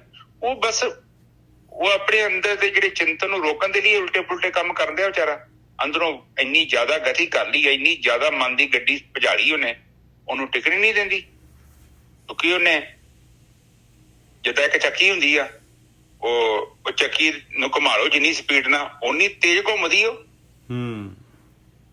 ਤੇ ਹੁਣ ਉਹਨੇ ਵਿਚਾਰੇ ਨੇ ਦਿਨ ਰਾਤ ਵਿਚਾਰਾਂ ਦੇ ਰਾਹੀਂ ਉਸ ਔਗਣ ਨੂੰ, ਉਸ ਭੋਗ ਨੂੰ ਕਿੰਨਾ ਘੁਮਾਤਾ ਤੇ ਆਖਰ ਤੇ ਵਿਚਾਰੇ ਦਾ ਕੰਟਰੋਲ ਹੀ ਨਹੀਂ ਰਹਿੰਦਾ ਉੱਤੇ। ਉਹ ਚੱਕੀ ਨੂੰ ਰੋਕਣਾ ਚਾਹਵੇ ਤੇ ਚੱਕੀ ਨਾਲ ਹੀ ਖਿੱਚ ਕੇ ਹੱਥ ਲੈ ਜਾਂਦੀ ਨੇ ਜਗ੍ਹਾ। ਬਿਲਕੁਲ ਕਿਉਂਕਿ ਉਹਨੇ ਘੁਮਾਇਆ ਉਹਨੂੰ, ਖੁਦ ਤੇ ਘੁਮਾਇਆ। ਇਸੇ ਕਰਕੇ ਸਾਧ ਸੰਗਤ ਜੀ ਉਹ ਕਹਿੰਦੇ ਆ ਕਿ ਜੇ ਤੂੰ ਅੰਮ੍ਰਿਤ ਨੂੰ ਨਹੀਂ ਚੱਖਦਾ, ਕਿਉਂ ਨਹੀਂ ਚੱਖਦਾ? ਕਿਉਂਕਿ ਜਦ ਤੱਕ ਤੇਰੀ ਜ਼ਿੰਦਗੀ ਧਰਮ ਹੀ ਨਹੀਂ ਹੈਗਾ, ਤੈਨੂੰ ਅੰਮ੍ਰਿਤ ਕਿੱਥੋਂ ਮਿਲਣਾ ਨਾ। ਹੁਣ ਜੇਕਰ ਤੂੰ ਆਤਮਾ 'ਚ ਜਾਏਗਾ ਤਾਂ ਉੱਥੇ ਹੀ ਤੇ ਅੰਮ੍ਰਿਤ ਹੈ ਨਾ, ਮਨ 'ਚ ਤੇ ਅੰਮ੍ਰਿਤ ਹੈਗਾ ਨਹੀਂ। ਕਿਉਂਕਿ ਮਨ ਤੇ ਵਿਚਾਰਾ ਇਹ ਤੇ ਬਾਹਰ ਦੀ ਗੇਮ ਹੈ। ਬਾਣੀ ਤੇ ਵੀ ਕਹਿੰਦੀ ਆ ਇਸ ਮਨ ਕੋ ਜਨਮ ਜਨਮ ਕੀ ਮਲ ਲੱਗੀ, ਕਾਲਾ ਹੁਆ ਸਿਆਹੋ। ਬਿਲਕੁਲ ਸਿਆਹ ਹੋ ਗਿਆ, ਕਾਲਾ ਸਿਆਹ ਹੋ ਗਿਆ। ਤੇ ਤੂੰ ਅੰਦਰ ਇਹਦੇ ਅੰਦਰ ਲੱਭੜ ਜਾਂਦਾ ਤੇ ਤੈਨੂੰ ਸਵਾਈ ਮਿਲੀ ਜਾਂਦੀ ਆ। ਉੱਥੇ ਤੇ ਚੰਗੀ ਚੀਜ਼ ਤੇ ਹੈ ਕੋਈ ਨਹੀਂ। ਹੁਣ ਕਈ ਕਹਿੰਦੇ ਮੇਰੇ ਨੂੰ ਵੀਰ ਜੀ ਵਿਚਾਰ ਬਹੁਤ ਜ਼ਿਆਦਾ ਆਉਂਦੇ ਆ। ਮੈਂ ਵਿਚਾਰ ਕੀ, ਅਗਲੇ ਬੰਨੇ ਜੋ ਇਕੱਠਾ ਕੀਤਾ ਮਾਲ ਮਤਾ ਉਹ ਤੇ ਹੈਗਾ। ਹੁਣ ਤੁਸੀਂ ਕਹਿੰਦੇ ਜੇ ਮੈਂ ਸਿੱਧ ਗੋਸ਼ਟੀ ਕਰਕੇ ਪੜ੍ਹ ਕੇ ਤੇ ਮੈਂ ਸਿੱਧ ਬਣ ਜਾ, ਕਿੱਥੋਂ ਬਣ ਜਾਓਗੇ? ਪਹਿਲਾਂ ਤੇ ਉਹਨੂੰ ਜਿਆਦਾ ਆਪਣੇ ਬਾਣੀ ਤੇ ਗੁਰੂ ਗੋਬਿੰਦ ਸਿੰਘ ਜੀ ਦੇ ਕਹਿ ਕੇ ਖਾਲਸਾ ਜੋ ਨਿਤ ਕਰੇ ਜੰਗ, ਉਹਨੂੰ ਜੰਗ ਕਰੋ ਵਿਚਾਰੇ ਨਾਲ। ਉਹ ਤੇ ਕਹਿੰਦਾ ਸਿੱਧੇ ਹੋ ਮੇਰੇ ਵੱਲ। ਆ ਇੰਨਾ ਇਕੱਠਾ ਕੀਤਾ ਹੀ ਪਤਾ ਹੀ ਕੁਝ ਨਹੀਂ, ਕਿੰਨਾ ਕੁ ਵਿਚਾਰ ਤੇਰੇ ਅੰਦਰ ਭਰਿਆ। ਧੂੰਆਂ ਐਵੇਂ ਥੋੜੀ ਨਿਕਲਦਾ। ਨਿੱਜਾ ਸਾਹਿਬ ਥੱਲੇ ਅੱਗ ਬਲੀ ਹੈ ਤਾਂ ਹੀ ਧੂੰਆਂ ਨਿਕਲਦਾ। ਬਿਲਕੁਲ ਵਿਚਾਰ ਕਿੱਥੋਂ ਆ? ਕਿਉਂਕਿ ਤੁਸੀਂ ਕੁਝ ਨਾ ਕੁਝ ਏਦਾਂ ਉਲਟਾ ਪੁਲਟਾ ਕੰਮ ਕੀਤੇ ਨੇ ਜਿਹਦੇ ਕਰਕੇ ਵਿਚਾਰ ਪੈਦਾ ਹੋ ਗਏ। ਸੱਚ ਬੋਲਣ ਤੋਂ ਬਾਅਦ ਤੇ ਵਿਚਾਰ ਤੇ ਆਉਂਦਾ ਹੀ ਨਹੀਂ, ਫਿਰ ਕੀ ਲੋੜ ਵੀ ਵਿਚਾਰ ਦੀ? ਕਿਉਂਕਿ ਹੁਣ ਤੁਸੀਂ ਜਿੰਨੇ ਜ਼ਿਆਦਾ ਝੂਠ ਜ਼ਿੰਦਗੀ 'ਚ ਮਾਰੇ ਨੇ, ਜਿੰਨੀਆਂ ਜ਼ਿਆਦਾ ਤੁਸੀਂ ਠੱਗੀਆਂ ਕੀਤੀਆਂ ਨੇ, ਤੁਹਾਡੇ ਅੰਦਰ ਓਨੇ ਹੀ ਉਹ ਜਿਹੜੀ ਕਾਲਖ ਸਵਾਹ ਵੱਧਦੀ ਜਾਣੀ ਹੈ। ਔਰ ਆਖਰ ਤੇ ਬੰਦਾ ਵੇਖੋ, ਜਦੋਂ ਬੰਦਾ ਉਹਨੂੰ ਰਾਹ ਹੀ ਨਹੀਂ ਮਿਲਦਾ ਜਾਣਾ ਕਹਿਣ, ਕਿਉਂਕਿ ਉਹਨੇ ਆਪ ਹੀ ਇੰਨਾ ਕੁਝ ਇਕੱਠਾ ਕਰ ਲਿਆ। ਔਰ ਜਦੋਂ ਤੁਸੀਂ ਸੱਚ ਤੇ ਆ ਜਾਂਦੇ, ਸੱਚ ਤੇ ਜੀਵਨ ਬਤੀਤ ਕਰੋ। ਬਾਣੀ ਤੇ ਉਹ ਕਹਿੰਦੀ ਹੈ ਸੱਚ ਦੇ ਉੱਤੇ ਚੱਲੋਗੇ ਤੇ ਤਾਂ ਹੀ ਤੁਹਾਨੂੰ ਪਰਮਾਤਮਾ ਨੇ ਰੱਖਣਾ ਵਾ, ਓਦਾਂ ਨਹੀਂ ਰੱਖਦਾ ਕਿਸੇ ਨੂੰ। ਉਹਨੂੰ ਕੋਈ ਲੋੜ ਵੀ ਪ੍ਰਕਿਰਤੀ ਤੇ ਬਣਾਈ। ਉਹ ਕਹਿੰਦੇ ਮੈਂ ਤੇ ਰਸਤੇ ਦੋਨੋਂ ਦਿੱਤੇ ਆ, ਬਿਲਕੁਲ ਬਿਲਕੁਲ। ਇੱਕ ਰਾਈਟ ਤੇ ਲੈਫਟ ਆ। ਜਿੱਦਣ ਤੂੰ ਰਾਈਟ ਵੱਲ ਚੱਲਿਆ ਤੇ ਮੈਂ ਤੈਨੂੰ ਰੱਖ ਲੂੰਗਾ, ਤੂੰ ਲੰਘ ਗਿਆ ਭਵ ਸਾਗਰ ਤੋਂ ਬਾਹਰ ਆ। ਭਵ ਸਾਗਰ ਤੇ ਉਹਦੇ ਲਈ ਬਣਾਇਆ ਜਿਹੜਾ ਲੈਫਟ ਸਾਈਡ ਤੇ ਜਾਂਦਿਆ ਵਾ। ਹੁਣ ਇਹਦੇ ਵਿੱਚ ਉਹਨਾਂ ਨੇ ਇਹ ਵੀ ਤਰੀਕਾ ਦੱਸਿਆ, ਕਹਿੰਦੇ ਕਿ ਜਿੱਦਾਂ ਕੱਪੜਾ ਗੰਦਾ ਹੋ ਜਾਂਦਾ ਹੈ ਤੇ ਸਾਬਣ ਨਾਲ ਧੋ ਲਈਦਾ, ਇਸੇ ਹੀ ਤਰ੍ਹਾਂ ਗਿਆਨ ਧਿਆਨ ਜਿਹੜਾ ਹੈ ਦੋ ਸਾਬਣ ਨੇ, ਇਹਨਾਂ ਨੇ ਤੇਰੇ ਕਰਮਾਂ ਨੂੰ ਧੋ ਦੇਣਾ ਵਾ। ਕਿਉਂਕਿ ਜਦ ਤੱਕ ਤੇਰੇ ਕਰਮ ਨਹੀਂ ਨਾ ਧੋਤੇ ਗਏ ਗੜਬੜ ਹੋ ਜਾਏਗੀ। ਗਿਆਨ ਤੁਹਾਨੂੰ ਦੱਸਦਾ ਵਾ ਕਿ ਇਹ ਤੇਰੇ ਕਰਮ ਚ ਕਿਹੜੀ ਗੰਦਗੀ ਆ, ਉਹ ਅਲੱਗ ਕਰੇਗਾ, ਕਿਉਂਕਿ ਉਹਦੇ ਅੰਦਰ ਬੁੱਧੀ ਹੁੰਦੀ ਹੈ। ਬੁੱਧੀ ਕਾਈਂਡ ਆਫ ਉਹ ਉਹਨੂੰ ਸੈਗਰੀਗੇਟ ਕਰ ਦਿੰਦੀ। ਉਹ ਜਿੱਦਾਂ ਜਾਲੀ ਮਾਰ ਕੇ ਆਪਾਂ ਰੇਤਾ ਰੁੱਤਾ ਬੀਟੇ ਬੂਟੇ ਪੱਥਰ ਪੁੱਥਰ ਬਾਹਰ ਨਹੀਂ ਕੱਢ ਲੈਂਦੇ ਖਾਣ ਵਾਲੀ ਚੀਜ਼ ਚੋਂ, ਕਿਸੇ ਦਾਲ ਚੋਂ, ਕਿਸੇ ਚੌਲ ਚੋਂ। ਇਸੇ ਹੀ ਤਰ੍ਹਾਂ ਇੱਕ ਕਰਮ ਨੂੰ ਜਦੋਂ ਬੁੱਧੀ ਦੀ ਛਾਣੀ ਮਾਰਦੇ ਹਾਂ ਆਪਾਂ, ਤੇ ਉਹਦੇ ਚ ਕੀ ਕਰਦੀ ਹੈ ਬੁੱਧੀ, ਔਗੁਣਾਂ ਨੂੰ ਬਾਹਰ ਕੱਢ ਦਿੰਦੀ ਹੈ। ਔਰ ਉਹ ਜਦੋਂ ਹੁਣ ਤੁਹਾਨੂੰ ਪਤਾ ਲੱਗ ਜਾਏ ਕਿ ਇੱਥੇ ਮਿੱਟੀ ਹੈਗੀ, ਤੁਸੀਂ ਰੋਟੀ ਖਾਓਗੇ, ਉਹ ਦਾਲ ਖਾਓਗੇ, ਤੁਸੀਂ ਕੱਢ ਕੇ ਸਾਈਡ ਤੇ ਰੱਖੋਗੇ, ਆਪਣਾ ਦੰਦ ਥੋੜੀ ਤੜਾ ਲੈਣਾ ਤੁਸੀਂ। ਇਹੋ ਹਿਸਾਬ ਗਿਆਨ ਦਾ। ਗਿਆਨ ਕੀ ਕਰਦਾ, ਗਿਆਨ ਉਹਨੂੰ ਕੱਢ ਦਿੰਦਾ ਕਿ ਚਰਨਜੀਤ ਦੇਖ ਇਹ ਜਿਹੜੀ ਚੀਜ਼ ਤੈਨੂੰ ਦਿਖਦੀ ਨੀ ਨਾ ਪਈ, ਇਹਦਾ ਆ ਆਈ। ਤੇ ਹੁਣ ਜਦੋਂ ਮੱਖੀ ਪੈ ਜਾਏ ਚਾਹ ਚ, ਤੁਸੀਂ ਦੁਬਾਰਾ ਉਹਨੂੰ ਖਾਣਾ, ਉਹਨੂੰ ਪੀਣਾ ਕਿੰਨਾ ਔਖਾ। ਇਸੇ ਹੀ ਤਰ੍ਹਾਂ ਜਦੋਂ ਗਿਆਨ ਪ੍ਰਗਟ ਹੋ ਜਾਂਦਾ ਹੈ, ਫਿਰ ਉਹ ਦੱਸ ਦਿੰਦਾ ਕਿ ਵੀ ਇਹ ਜਿਹੜਾ ਕੰਮ ਹੈ ਤੂੰ ਕਰ ਤੇ ਲੈਣਾ, ਪਰ ਇਹਦਾ ਫਲ ਆ ਮਿਲਣਾ। ਤੇਰਾ ਰਸਤਾ ਜਿਹੜਾ ਤੂੰ ਸਹੀ ਦਿਸ਼ਾ ਦੇ ਵੱਲ ਜਾ ਰਿਹਾ ਨਾ, ਤੇ ਯੂ ਟਰਨ ਮਾਰ ਕੇ ਦੂਜੀ ਸਾਈਡ ਨੂੰ ਤੁਰ ਪੈਣਾ ਹੀ। ਇਸ ਕਰਕੇ ਇਸ ਚੀਜ਼ ਨੂੰ ਕਰਨ ਤੋਂ ਪਹਿਲਾਂ ਧਿਆਨ ਨਾਲ ਵਿਚਾਰ ਕਰ, ਪਹਿਲਾਂ ਪਰਖ ਕਰ ਇਹਨੂੰ, ਇਹ ਕਿਤੇ ਤੂੰ ਗਲਤ ਡਿਸੀਜਨ ਨਾ ਲੈ ਲਈ। ਇਹ ਕੋਈ ਕਾਰ ਨਹੀਂ ਹੈ ਜਿਹੜੀ ਤੂੰ ਮੋੜ ਕੇ ਲੈ ਆਵੇਂਗਾ, ਮੁੜ ਕੇ ਪਤਾ ਨਹੀਂ ਤੂੰ ਕਿੱਥੇ ਤੁਰ ਪੈਣਾ ਵਾ। ਕਹਿਣ ਤੋਂ ਭਾਵ ਹੈ ਕਿ ਜਿੱਦਾਂ ਆਪਾਂ ਇੱਕ ਗਹਿਰੇ ਪਾਣੀ 'ਚ ਚੱਲ ਜਾਈਏ, ਹੁਣ ਆਪਾਂ ਵਾਪਸ ਆਉਣਾ ਉੱਤੇ ਉੱਪਰ ਅਪ ਸਰਫੇਸ ਤੇ ਆਉਣਾ, ਤੇ ਜਦੋਂ ਆਪਾਂ ਅਪ ਸਰਫੇਸ ਨੂੰ ਜਾ ਰਹੇ ਹਾਂ ਤੇ ਇਹਦਾ ਮਤਲਬ ਕਿ ਥੱਲੇ ਕੋਈ ਚੀਜ਼ ਆਪਾਂ ਨੂੰ ਰੋਕੇ ਤੇ ਸਾਡਾ ਫਰਜ਼ ਬਣਦਾ ਉਹਨੂੰ ਛੱਡ ਦਈਏ, ਤਾਂ ਹੀ ਤੇ ਉੱਪਰ ਪਹੁੰਚਾਂਗੇ ਨਾ। ਨਹੀਂ ਤਾਂ ਗੋਰਖੀ ਸਾਹਿਬ ਦਮ ਟੁੱਟ ਜੂਗਾ, ਵਿੱਚ ਹੀ ਮਰ ਜਾਵਾਂਗੇ, ਥੱਲੇ ਹੀ ਡੁੱਬ ਜਾਵਾਂਗੇ। ਕੰਮ ਤੇ ਟੁੱਟਣ ਵਾਲਾ ਹੋ ਗਿਆ ਕੰਮ, ਕੇ 43-44 ਸਾਲ ਮੇਰੀ ਉਮਰ ਹੋ ਗਈ, ਬਾਕੀ ਰਹਿ ਕੀ ਗਿਆ। ਇਹੋ ਤੇ ਹਿਸਾਬ ਆ। ਇਸ ਕਰਕੇ ਬਾਣੀ ਕਹਿੰਦੀ ਕਿ ਉੱਪਰ ਆ ਜਾ, ਤਰ ਕੇ ਬਾਹਰ ਆ ਜਾ ਭਵ ਸਾਗਰ ਤੋਂ। ਇਹ ਨਾ ਹੋਵੇ ਕਿ ਤੇਰਾ ਦਮ ਰਾਹ ਹੀ ਖਤਮ ਹੋ ਜਾਏ ਤੇ ਮੁੜ ਕੇ ਤੂੰ ਉੱਪਰ ਜੋ ਵੇਖਣਾ ਸੀ ਜਲਵਾ ਤੂੰ ਵੇਖਿਆ ਹੀ ਨਹੀਂ। ਇਹ ਬਾਣੀ ਨਿਰਮਲ ਹੋਇਆ ਮਨ। ਕਬੀਰ ਸਾਹਿਬ ਐਵੇਂ ਥੋੜੀ ਕਹਿੰਦੇ ਮਨ ਨਿਰਮਲ ਬਿਆ ਜੈਸੇ ਗੰਗਾ ਨੀਰ ਪਾਛੇ ਲਾਗੇ ਹਰ ਫਿਰੇ, ਕਹਿ ਕਬੀਰ ਕਬੀਰ। ਉਹ ਨਿਰਮਲ ਕਰ ਲਿਆ ਉਹਨਾਂ ਨੇ ਮਨ, ਉਹ ਸਮੁੰਦਰ ਚੋਂ ਬਾਹਰ ਆ ਕੇ ਬਹਿ ਗਏ। ਅਗਲੇ ਕਹਿੰਦੇ game over, paper close, sign ਕਰਦੇ ਥੱਲੇ, ਸਾਡਾ ਪੇਪਰ ਤੇ ਡਨ ਹੋ ਗਿਆ ਜੀ। ਮਨ ਨੂੰ ਨਿਰਮਲ ਕਰਨ ਦੀ ਗੱਲ ਚੱਲੀ ਸੀ, ਉਹੀ ਕਰਤਾ। ਤੇ ਨਿਰਮਲ ਕਿੱਦਾਂ ਹੋ ਗਿਆ, ਉਹਦੀ ਕੀ ਗਰੰਟੀ ਹੈ? ਉਹ ਕਹਿੰਦੇ ਵਿਚਾਰ ਹੀ ਮੁੱਕ ਗਏ ਆ ਬਸ। ਗਿਆਨ ਤੇ ਧਰਮ ਆ ਗਿਆ ਵਾ, ਧਿਆਨ ਸਾਡਾ ਇਕਾਗਰ ਹੋ ਗਿਆ ਵਾ, ਗਿਆਨ ਸਾਡੇ ਅੰਦਰ ਪ੍ਰਗਟ ਹੋ ਗਿਆ ਤੇ ਕਰਮ ਸਾਡੇ ਸ਼ੁੱਧ ਹੋ ਗਿਆ। ਮਨ ਨਿਰਮਲ ਭਇਆ ਜੈਸੇ ਗੰਗਾ ਨੀਰ ਪਾਛੇ ਲਾਗੇ ਹਰ ਫਿਰੇ, ਕਹਿ ਕਬੀਰ ਕਬੀਰ। ਇੰਨੀ ਤੇ ਗੱਲ ਹੈ, ਕੋਈ ਔਖੀ ਗੱਲ ਤੇ ਹੈ ਨਹੀਂ। ਬਾਕੀ ਜੇ ਰੌਕਟ ਵਾਲੀ ਕਿਸੇ ਨੇ ਆਸ਼ੂਤੇਸ਼ ਬਾਬੇ ਰਾਣੇ ਕੋ ਜਾਣਾ ਵਾ, ਉੱਥੇ ਚਲੇ ਜਾਓ, ਜਾਂ ਰਾਧਾ ਸੁਆਮੀ ਵਾਲੇ ਕੋ ਜਾਣਾ ਤਾਂ ਉੱਥੇ ਵੀ ਚੱਲ ਜਾਓ, ਹੋਰ ਕਿਸੇ ਕੋਲ ਜਾਣਾ ਜਿੱਥੇ ਮਰਜੀ ਚੱਲ ਜਾਓ। ਇਹ ਜਿਹੜਾ ਪੁਲ ਆ, ਪਾਣੀ ਇਹਦੇ ਥੱਲੋਂ ਹੀ ਲੰਘਣਾ ਜੀ। ਇਹੋ ਹੀ ਬ੍ਰਹਮ ਗਿਆਨ ਆ, ਇਹੋ ਹੀ ਬ੍ਰਹਮ ਵਿਦਿਆ ਜਿਹੜਾ ਜੀਵ ਨੂੰ ਮੁਕਤ ਕਰ ਦਿੰਦਾ ਹੈ ਤੇ ਬ੍ਰਹਮਲੀਨ ਕਰ ਦਿੰਦਾ। ਉਹ ਤੇ ਕੁਛ ਵੀ ਨਹੀਂ। ਕਬੀਰ ਸਾਹਿਬ ਤੇ ਬਿਲਕੁਲ ਕਲੀਅਰ ਕਰਕੇ ਗਏ ਨੇ, ਗੁਰੂ ਨਾਨਕ ਪਾਤਸ਼ਾਹ ਜੀ ਵੀ ਕਲੀਅਰ ਕੀਤਾ ਹੈ ਕਨਸੈਪਟ, ਪਰ ਇਹਨਾਂ ਨੇ ਮੈਸੇਜ ਕਨਵੇ ਨਹੀਂ ਕੀਤਾ। ਇਹ ਬਹੁਤ ਵੱਡਾ ਨੁਕਸਾਨ ਕਰਤਾ ਹੈ। ਉਹ ਕਹਿੰਦੇ ਆ ਵਿਚਾਰ ਮਾਰੇ ਤਰੇ ਤਾਰੇ, ਉਲਟ ਜੋੜ ਨਾ ਆਵੇ। ਵਿਚਾਰ ਮਾਰਨ ਦਾ ਮਤਲਬ ਮਨ ਨੂੰ ਮਾਰ ਦਿੱਤਾ। ਬਿਲਕੁਲ, ਮਨ ਨੂੰ ਮਾਰ ਦਿੱਤਾ, ਮਨ ਦੇ ਔਗਣਾਂ ਨੂੰ ਮਾਰਨਾ। ਮਨ ਕੋਈ ਬੰਦਾ ਥੋੜੀ ਤੁਹਾਡੇ ਅੰਦਰ ਹੈਗਾ ਜਿਹਨੂੰ ਮਾਰ ਦੇਣਾ ਆਪਾਂ। ਨਜਰ ਸਾਹਿਬ ਬਿਲਕੁਲ। ਉਹ ਕਹਿੰਦੇ ਨੇ ਖਾਲਸਾ ਨਿਤ ਕਰੇ ਜੰਗ। ਜੰਗ ਦਾ ਮਤਲਬ ਬੁਰਾਈਆਂ, ਜਿਹੜੇ ਤੁਹਾਡੇ ਅੰਦਰ ਬੁਰਾਈ ਦੇ ਵਿਚਾਰ ਆਉਂਦੇ ਨੇ, ਉਹਦੇ ਨਾਲ ਜੰਗ ਕਰੋ। ਉਹਨੂੰ ਕਹੋ ਕਿ ਇਹ ਨਹੀਂ ਹੋ ਸਕਦਾ। ਉਹ ਕਹਿੰਦਾ ਵਾ ਇਹ ਤੇ 15-20 ਸਾਲ ਤੋਂ ਮੈਂ ਕਰ ਰਿਹਾ, ਪਹਿਲਾਂ ਕਿਉਂ ਨੀ ਤੂੰ ਰੌਲਾ ਪਾਇਆ? ਅੱਜ ਤੈਨੂੰ ਛੱਡ ਲਈ ਕੀ ਹੋ ਗਿਆ? ਤੁਸੀਂ ਕਹਿਣਾ ਭਰਾਵਾ ਪਾਣੀ ਚ ਮਨਾ ਕੀਤਾ ਵਾ, ਗਲਤ ਕਰੀ ਜਾਂਦਾ ਤੇ ਮੈਂ ਤੇਰੀ ਜੈਸ ਕਰੀ ਜਾਂਦਾ, ਸੈਨ ਤੇ ਮੇਰੇ ਤੋਂ ਕਰਾਈ ਜਾਂਦਾ, ਪਰ ਮੈਂ ਨੀ ਹੁਣ ਕਰਨੇ। ਮੈਨੂੰ ਅੱਜ ਗੁਰੂ ਮਿਲ ਗਿਆ, ਉਹ ਕਹਿੰਦਾ ਵੀ ਪਹਿਲਾਂ ਤਾਂ ਜਿਹੜਾ ਹੈਗਾ ਨਾ ਤੂੰ ਇੱਥੇ ਚੈੱਕ ਪੋਸਟ ਲਾ, ਬਸ ਇਹ ਮਨ ਜਿਹੜਾ ਹੈਗਾ ਇਹਨੂੰ ਚੈੱਕ ਪੋਸਟ ਲਾ, ਪੁੱਛ ਪਹਿਲਾਂ ਕੁਐਸਚਨ ਮਾਰਕ ਕਰ, ਕਿਉਂ ਚਾਹੀਦਾ ਆ ਭੋਗ ਕਿਉਂ ਭੋਗਣਾ ਤੂੰ ਦੱਸ। ਹਾਂਜੀ ਵੀਰ ਜੀ। ਹਾਂ, ਔਰ ਫਿਰ ਉਹ ਕਲੀਅਰ ਕਰ। ਅਕਲੀ ਸਾਹਿਬ ਸੇ ਵੀ ਇਹ ਅਕਲੀ ਕੀਜੀਏ ਦਾਨ। ਬਾਣੀ ਤੇ ਕਹਿਣ ਦੀ ਆ ਕਿ ਤੂੰ ਕੁਐਸਚਨ ਕਰ ਓਏ, ਬਿਨਾਂ ਸਵਾਲ ਤੋਂ ਕੋਈ ਕੰਮ ਨਹੀਂ ਕਰਨਾ। ਤੂੰ ਪੁੱਛ ਨਾ ਕੋ। ਇਹ ਕਹਿੰਦੇ ਨਹੀਂ ਜੀ ਤੁਸੀਂ ਸਵਾਲ ਨਾ ਪੁੱਛੇ, ਉਹ ਤੁਸੀਂ ਨਾਸਤਿਕ ਜੋ, ਉਹ ਤੁਸੀਂ ਆਹ ਕਹਿਤਾ ਇਹ ਕੰਮ ਨਹੀਂ ਕਰਨਾ, ਇਹ ਨਾਸਤਿਕ ਦਾ ਕੰਮ ਹੈਗਾ। ਤੁਹਾਡੇ ਘਰ ਦੇ ਤੁਹਾਡੇ ਖਿਲਾਫ ਹੋ ਜਾਣੇ। ਉਹਨੇ ਕਹਿਣਾ ਇਹ ਤੇ ਧਰਮ ਦਾ ਕੰਮ ਹੈ ਪੁੱਤ, ਸਾਡੇ ਬਜ਼ੁਰਗ ਕਰਦੇ ਆਏ ਆ। ਉਹ ਠੀਕ ਹੈ, ਸਾਡੇ ਬਜ਼ੁਰਗ ਕਰਦੇ ਆਏ ਆ। ਉਹ ਮੈਂ ਆਪਣੇ ਜੀਵਨ ਨੂੰ ਖੁਦ ਚਲਾਉਣਾ ਹੈ, ਮੈਂ ਖੁਦ ਜ਼ਿੰਮੇਵਾਰ ਹੈ ਆਪਣੀ ਮੌਤ ਨੂੰ ਦੇਖਣ ਦੇ ਲਈ। ਔਰ ਮੈਂ ਜੰਮਿਆ ਵੀ ਇਕੱਲਾ ਤੇ ਮੈਂ ਮਰਨਾ ਵੀ ਇਕੱਲਾ। ਪਰ ਮੈਂ ਇਹ ਸਵਾਲ ਕਰੂੰਗਾ ਏਦਾਂ ਕਿਉਂ ਹੁੰਦਾ, ਇਹਦਾ ਮੈਨੂੰ ਜਵਾਬ ਦਿਓ। ਉਹ ਕਹਿੰਦੇ ਫਿਰ ਨਹੀਂ ਜੀ ਸਾਨੂੰ ਨਹੀਂ ਪਤਾ, ਇਹ ਤੇ ਪਹਿਲਾਂ ਤੋਂ ਏਦਾਂ ਹੁੰਦਾ ਆ। ਫਿਰ ਕਹਿੰਦੇ ਗੜਬੜ ਆ। ਫਿਰ ਗੁਰੂ ਨਾਨਕ ਪਾਤਸ਼ਾਹ ਜੀ ਨੇ ਕਹਿੰਦੇ ਆ ਇਹ ਜਨੇਊ ਮੈਨੂੰ ਨਹੀਂ ਚਾਹੀਦਾ ਕਿਉਂਕਿ ਗੜਬੜ ਆ। ਪਹਿਲਾਂ ਮੈਨੂੰ ਕਲੈਰਿਟੀ ਕਰੋ ਕਿ ਇਹ ਜਨੇਊ ਪਾਉਣ ਦੇ ਨਾਲ ਮੇਰਾ ਮਰਨ ਜੰਮਣ, ਮੇਰੇ ਔਗਣ ਨਸ਼ਟ ਹੋ ਜਾਣਗੇ, ਦੱਸੋ ਕਿੱਦਾਂ ਹੋ ਸਕਦੇ। ਫਿਰ ਉਹ ਕਹਿੰਦੇ ਕਿ ਜੇ ਇਹ ਤੁਹਾਡੇ ਜਨੇਊ ਜਿੰਨਾ ਦਮ ਹੈਗਾ ਫਿਰ ਇਹ ਸੜ ਕਿਉਂ ਜਾਂਦਾ? ਇਹ ਸੜ ਜਾਂਦਾ, ਇਹਨੂੰ ਅੱਗ ਚ ਪਾਓ ਮੇਰੇ ਸਾਹਮਣੇ। ਨਿੱਜਰ ਸਾਹਿਬ ਬਿਲਕੁਲ। ਤੇ ਕਹਿੰਦੇ ਜੇ ਇੱਥੇ ਸੜ ਗਿਆ ਤੇ ਮੇਰੇ ਨਾਲ ਕਿੱਥੋਂ ਜਾਊਗਾ? ਮੇਰੇ ਨਾਲ ਤੇ ਮੇਰਾ ਸਰੀਰ ਨਹੀਂ ਜਾ ਰਿਹਾ।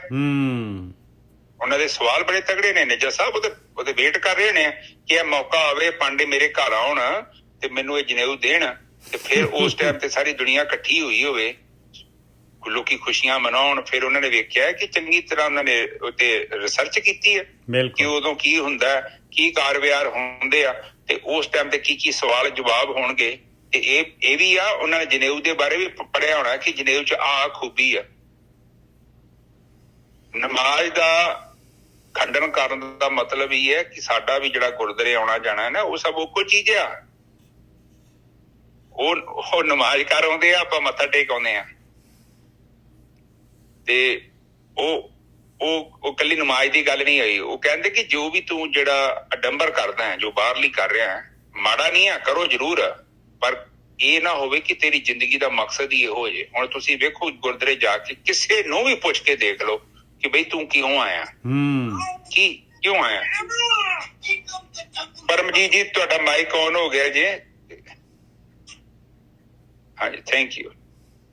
ਤੇਰਾ ਮਕਸਦ ਕੀ ਹੈ ਉਹਨੂੰ ਪੁੱਛੋ, ਜਾਓ ਕਿਸੇ ਨੂੰ ਪੁੱਛ ਕੇ ਵੇਖ ਲਓ। ਉਹ ਕਹਾਣੀ ਮਹਾਤਮਾ ਬੁੱਧ ਵਾਲੀ ਗਲਤ ਨਹੀਂ, ਉਹ ਸੱਚੀ ਹੈ। ਕੋਈ ਰੱਬ ਨੂੰ ਨਹੀਂ ਮਿਲਣਾ ਚਾਹੁੰਦਾ, ਸਭ ਲੋਕ ਉੱਥੇ ਪਦਾਰਥਾਂ ਨੂੰ ਚਾਹੁੰਦੇ ਨੇ ਪ੍ਰਾਪਤ ਕਰਨਾ।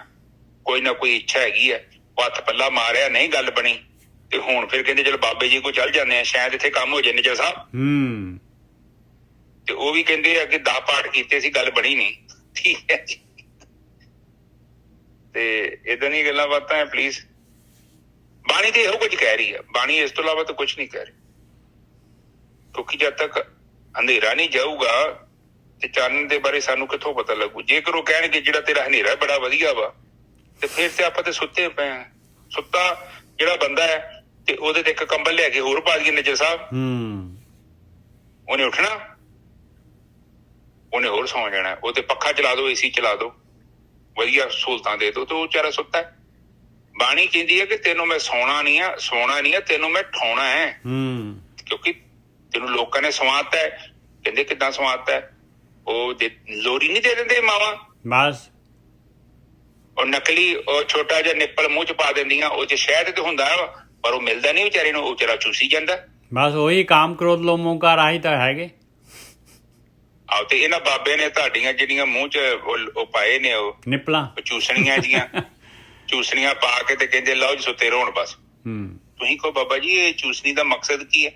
ਉਹ ਇਹ ਨਾ ਪੁੱਛ ਤੂੰ, ਇਹ ਨਹੀਂ ਪੁੱਛੀਦਾ ਹੁੰਦਾ। ਫਿਰ ਤੇ ਤੂੰ ਸਵਾਲ ਕਰਦਾ ਤੂੰ ਨਾਸਤਿਕ ਹੈ? ਕਹਿੰਦਾ ਨਹੀਂ ਬਾਬਾ ਜੀ ਮੈਂ ਨਹੀਂ ਨਾਸਤਿਕ। ਫਿਰ ਚੁੱਪ ਕਰਕੇ ਪਾਲਾ ਨਿੱਪਲ ਮੂੰਹ ਚ, ਸੁੱਤਾ ਰਹਿ।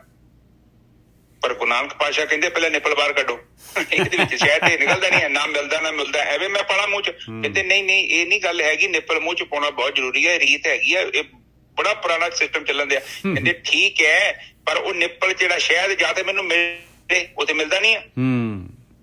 ਆਊਟਪੁੱਟ ਤੇ ਕੁਛ ਵੀ ਨਹੀਂ, ਜਾਂ ਤੇ ਆਊਟਪੁੱਟ ਹੋਵੇ ਨਾ ਨਿੱਜਰ ਸਾਹਿਬ, ਫਿਰ ਤੇ ਮੈਂ ਮੰਨ ਲਾ ਬਿਲਕੁਲ। ਪਰ ਉਹ ਕਹਿੰਦੇ ਨਹੀਂ, ਏਦਾਂ ਦਾ ਤਾਂ ਕੋਈ ਸਾਡੂ ਕਿਸੇ ਸਵਾਲ ਹੀ ਨਹੀਂ ਕੀਤਾ, ਤੇ ਲੋਕੀ ਆਮ ਹੀ ਰਮਾਨ ਨਾਲ ਪਾ ਲੈਂਦੇ ਆ। ਤੁਸੀਂ ਆਪਾਂ ਨੇ ਕਿਹੜੇ ਸਵਾਲ ਪਾਲੇ ਜੋ ਸਾਨੂੰ ਪਰੇਸ਼ਾਨ ਕਰ ਰਹੇ ਜੋ?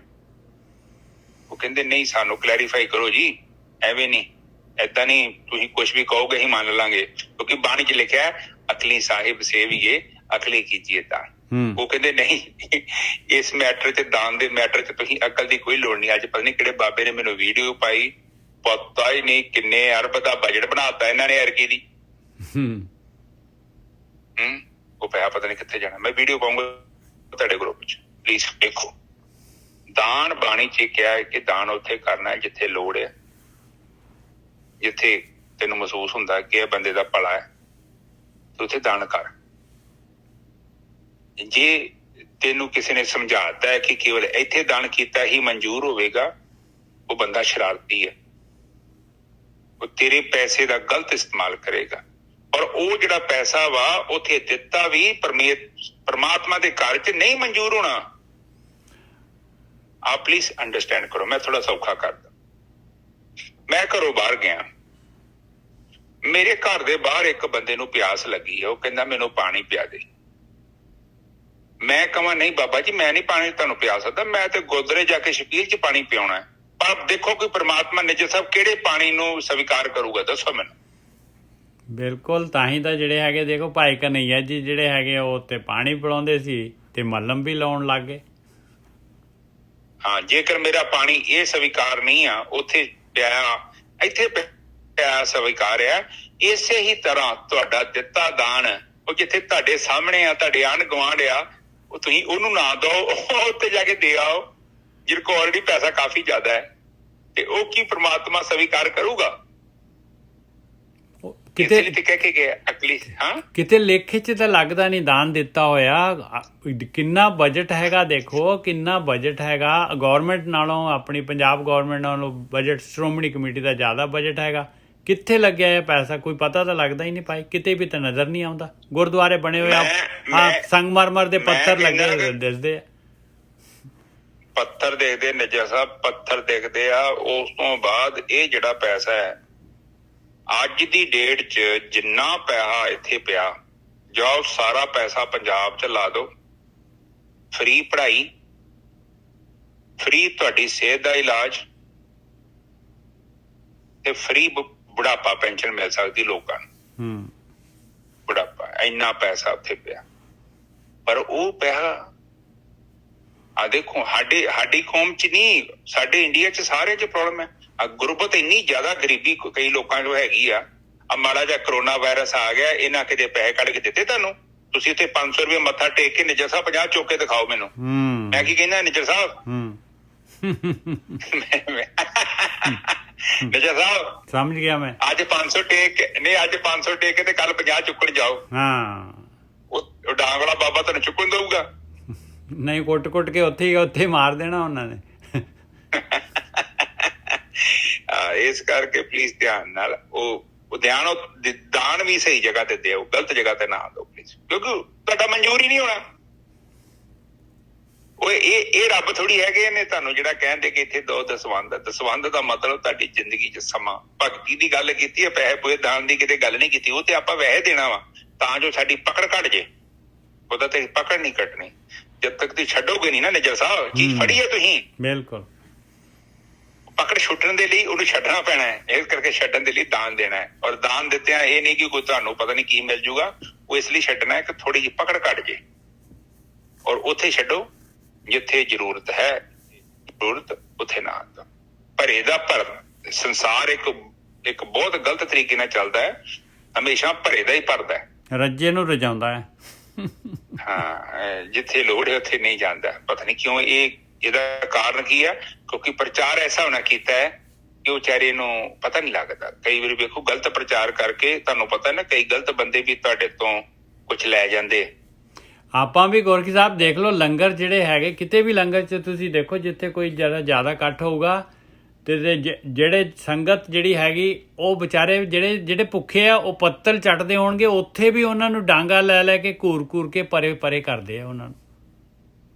ਮੈਂ ਇੱਕ ਗੱਲ ਕਰਦਾ, ਐਡੇ ਵੱਡੇ ਗੁਰਦੁਆਰੇ ਆ, ਉੱਥੇ ਲੋਕਾਂ ਨੇ ਪੱਟੀਆਂ ਪੁੱਟੀਆਂ ਬੱਧੀਆਂ, ਕਿਤੇ ਕਿੱਡੀ ਕੀ ਕਹਾਣੀ ਆ। ਗੁਰੂ ਰਾਮਦਾਸ ਹਸਪੀਟਲ ਖੜੋ, ਉਹਨਾਂ ਨੂੰ ਐਡਮਿਟ ਕਰੋ, ਉਹਨਾਂ ਨੂੰ ਕਹੋ ਭਾਈ ਤੁਹਾਡੀ ਲੱਤ ਦਾ ਅਸੀਂ ਇਲਾਜ ਕਰਦੇ ਹਾਂ, ਅਸੀਂ ਇੱਥੇ ਨਹੀਂ ਤੇ ਬਹਿਣ ਦੇਣਾ। ਹਾਂ, ਜੇ ਤੁਹਾਨੂੰ ਪ੍ਰੋਬਲਮ ਹੈ ਬਹਿਣ ਦੀ, ਉੱਥੇ ਜੇ ਇੱਕ ਆਸ਼ਰਮ ਹੈਗਾ ਉੱਥੇ ਰਹੋ ਜਾ ਕੇ। ਨਿੱਜਰ ਸਾਹਿਬ ਤੇ ਆਟੋਮੈਟਿਕਲੀ ਮੰਗਤੇ ਘਟ ਜਾਣੇ ਆ। ਪਰ ਉੱਥੇ ਗੁਰਦੁਆਰੇ ਜਾਂਦੇ, ਹੁਣ ਮੇਰੇ ਵਰਗੇ 'ਚ ਬੜੀ ਭਾਵਨਾ ਹੁੰਦੀ ਉੱਥੇ ਮੰਗਤੇ ਤੇ ਇੰਨੇ ਅਮੀਰ ਆ, ਇਹਨਾਂ ਕੋਲ ਤਾਂ ਪਤਾ ਨਹੀਂ ਕਿੰਨੇ ਪੈਸੇ ਆ।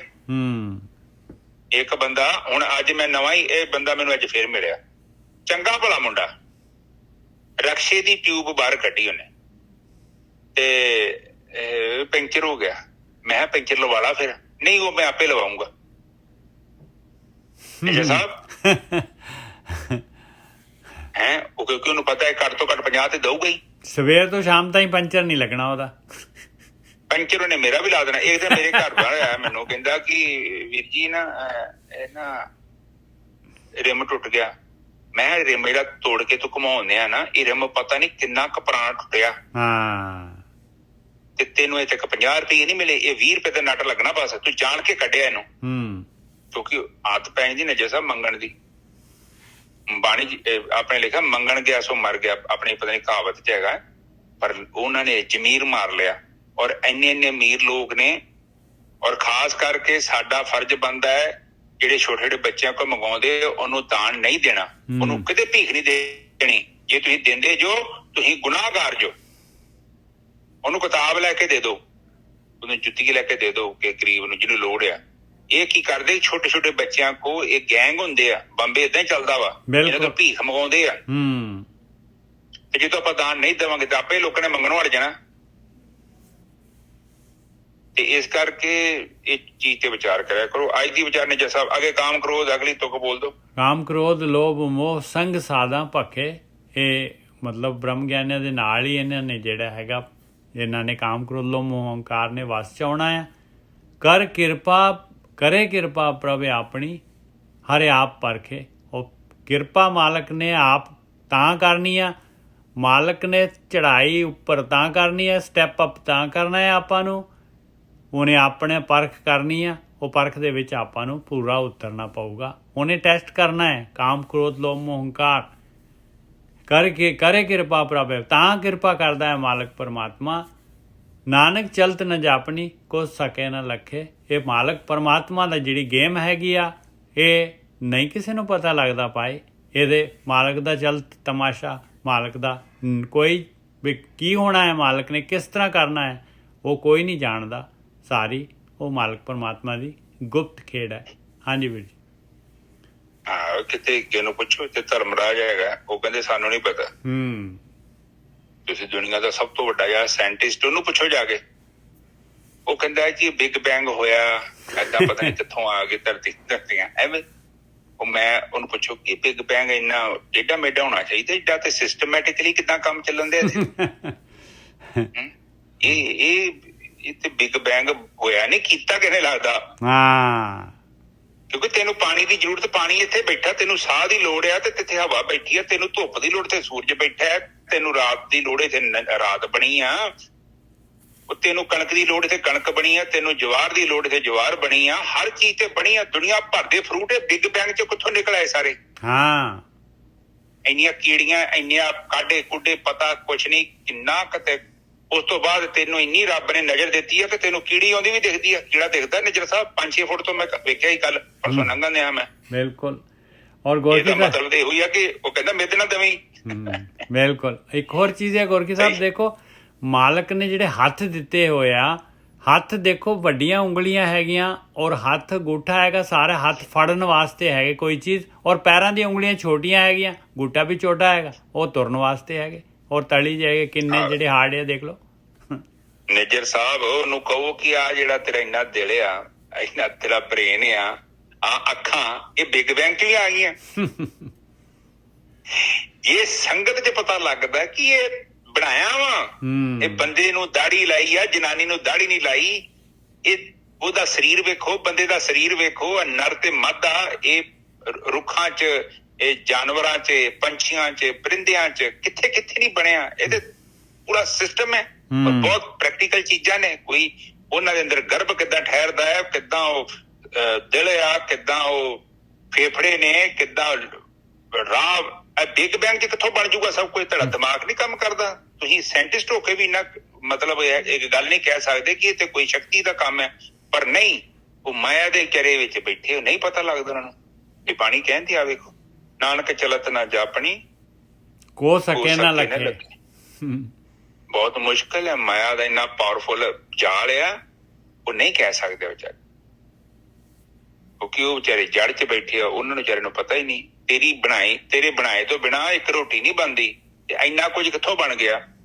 ਆਹ ਜਿਹੜਾ ਪੱਤਾ ਵਾ, ਜਿਹੜੇ ਘਾਹ ਵਾ, ਓਦਾਂ ਤੋਂ ਬਾਹਰ ਲੋਹਾ ਰੱਖ ਸੜ ਕੇ ਸਵਾਹ ਹੋ ਜਾਂਦਾ। ਇੱਕ ਨਿੱਕਾ ਜਿਹਾ ਪੱਤਾ ਵਾ, ਉਹ ਕਿ ਨਹੀਂ ਸੜਦਾ। ਇਹਦਾ ਮਤਲਬ ਉਹਨੂੰ ਪ੍ਰੋਟੈਕਟ ਕਰਨ ਦੇ ਲਈ ਉਹਦੇ ਅੰਦਰ ਕੁਝ ਪਾਇਆ ਉਹਨੇ। ਅਜੇ ਇੰਨੀ ਧੁੱਪ ਆ, ਉੱਥੇ ਮਾੜਾ ਪੈਰ ਰੱਖੇ ਨੇ, ਜਿਸ ਪੈਰ ਹੀ ਸੜ ਜਾਂਦੇ ਆ। ਬਿਲਕੁਲ। ਇੱਕ ਗੁਲਾਬ ਦਾ ਜਿਹੜਾ ਵਾ ਉਹਦਾ ਪਲਕ ਵੇਖੋ, ਉਹਦੇ ਫੁੱਲ ਵੇਖੋ, ਉਹ ਕਿ ਨਹੀਂ ਸੜ ਜਾਂਦੇ ਧੁੱਪ ਦੇ ਸਾਹਮਣੇ। ਇਹਦਾ ਮਤਲਬ ਉਹਦੇ ਅੰਦਰ ਅਰੇਂਜਮੈਂਟ ਕੀਤਾ ਉਹਨੇ। ਤੋ ਇਹ ਗੱਲਾਂ ਬਾਤਾਂ ਨੇ। ਅੱਜ ਦੀ ਵਿਚਾਰੇ ਇੱਥੇ ਸਮਾਪਤ ਨੇ। ਹਾਂਜੀ। ਮਨ ਮੰਨਦਾ ਨਹੀਂ ਹੈ ਸਾਧ ਸੰਗਤ, ਜਿੰਨਾ ਮਰਜ਼ੀ ਆਪਾਂ ਬੋਲੀਏ ਨਾ, ਮਨ ਕਿੱਥੇ ਮੰਨਦਾ। ਇਹ ਕਈ ਵਾਰੀ ਏਦਾਂ ਦੀਆਂ ਗੱਲਾਂ ਕਰਨੀਆਂ ਪੈਂਦੀਆਂ ਕਿ ਮਨ ਕਿਸੇ ਤਰੀਕੇ ਨਾਲ ਮੰਨ ਜਾਵੇ ਇਹ ਮਾਇਆ ਹੈ, ਇਹ ਸੰਸਾਰ ਹੈ। ਮਨ ਮਾਨਾ ਤੂੰ ਹਰ ਜਾਣਾ, ਕਿਉਂਕਿ ਜਦ ਤੱਕ ਮਨ ਨਹੀਂ ਨਾ ਮੰਨਦਾ, ਮਨ ਮੰਨਦਾ ਨਹੀਂ ਨਾ ਕਿ ਇਹ ਮਾਇਆ ਵਾ। ਮਨ ਤੇ ਕਹਿੰਦਾ ਕਿ ਇਹੋ ਜਨਮ ਹੈ, ਖਾਓ ਪੀਓ ਲਓ ਆਨੰਦ, ਕੋਈ ਨਹੀਂ ਅੱਗੇ ਪਿੱਛੇ ਹੈਗਾ, ਕੋਈ ਮਾਇਆ ਮੂਹ ਨਹੀਂ ਹੈਗੀ, ਕੋਈ ਧਰਮ ਦੀ ਲੋੜ ਨਹੀਂ। ਪਰ ਬਾਣੀ ਕਹਿੰਦੀ ਨਹੀਂ, ਤੂੰ ਇਹ ਚੀਜ਼ ਨੂੰ ਦੇਖ ਡੀਪਲੀ, ਇਹ ਗ੍ਰੰਥਾਂ 'ਚ ਜੋ ਲਿਖਿਆ ਹੈ ਸੱਚ ਹੈਗਾ ਹੀ, ਔਰ ਐਸਾ ਕੋਈ ਕੰਮ ਨਾ ਕਰ ਲਈ ਕਿ ਤੈਨੂੰ ਮੁਸ਼ਕਲ ਆ ਜਾਏ। ਅੱਜ ਦੀ ਵਿਚਾਰ ਇੱਥੇ ਨੇ ਜੱਸਾ। ਹਾਂਜੀ ਵੀਰ ਜੀ। ਏਕ ਓਂਕਾਰ ਸਤਨਾਮ ਕਰਤਾ ਪੁਰਖ ਨਿਰਭਉ ਨਿਰਵੈਰ ਅਕਾਲ ਮੂਰਤ ਅਜੂਨੀ ਸੈਭੰ ਗੁਰ ਪ੍ਰਸਾਦ। ਇਹ ਮੇਰੇ ਪਿਤਾ ਗਰੀਬ ਨੂੰ ਅੱਜ ਬਾਣੀ ਪੜ੍ਹਦਿਆਂ, ਵਿਚਾਰ ਕਰਦਿਆਂ, ਬਾਣੀ ਸਰਵਣ ਕਰਦਿਆਂ ਅਨੇਕਾਂ ਪ੍ਰਕਾਰ ਦੀਆਂ ਭੁੱਲਾਂ ਤੇ ਗਲਤੀਆਂ ਹੋ ਗਈਆਂ। ਨਦਾਨ ਬੱਚੇ ਸਮਝ ਕੇ ਮਾਫ਼ ਕਰੋ। ਅੱਗੇ ਤੋਂ ਸ਼ੁੱਧ ਤੇ ਸਪਸ਼ਟ ਬਾਣੀ ਪੜ੍ਹਨ ਦੀ ਆਗਿਆ ਬਖਸ਼ਣੀ। ਆਈਆਂ ਸੰਗਤਾਂ ਦੀ ਹਾਜ਼ਰੀ ਆਪਣੇ ਦਰ ਤੇ ਪ੍ਰਵਾਨ ਕਰਨੀ। ਦੇਹ ਨੂੰ ਰੋਗਤਾ ਤੰਦਰੁਸਤੀ ਬਖਸ਼ਣੀ, ਸੁੱਖ ਸ਼ਾਂਤੀ ਬਖਸ਼ਣੀ। ਵਾਹਿਗੁਰੂ ਜੀ ਕਾ ਖਾਲਸਾ, ਵਾਹਿਗੁਰੂ ਜੀ ਕੀ ਫਤਿਹ। ਵਾਹਿਗੁਰੂ ਵਾਹਿਗੁਰੂ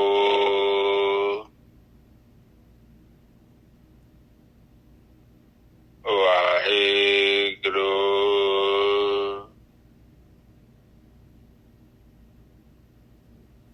ਵਾਹਿਗੁਰੂ ਵਾਹਿਗੁਰੂ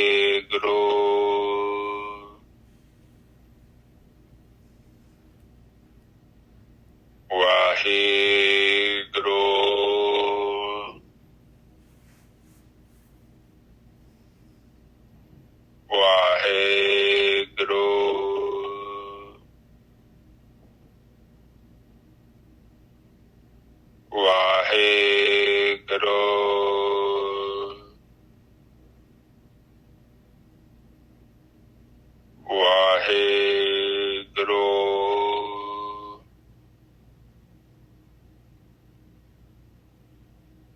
ਵਾਹਿਗੁਰੂ ਵਾਹਿਗੁਰੂ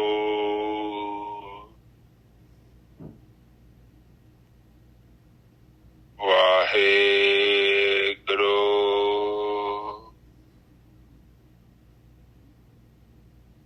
ਵਾਹਿਗੁਰੂ। ਸਾਧ ਸੰਗਤ ਜੀ ਤੁਸੀਂ ਚੁੱਪ ਹੋ ਜਾਓ। ਵਾਹਿਗੁਰੂ ਵਾਹਿਗੁਰੂ ਵਾਹਿਗੁਰੂ ਵਾਹਿਗੁਰੂ ਵਾਹਿਗੁਰੂ ਵਾਹਿਗੁਰੂ। ਵਾਹਿਗੁਰੂ ਜੀ ਕਾ ਖਾਲਸਾ, ਵਾਹਿਗੁਰੂ ਜੀ ਕੀ ਫਤਿਹ।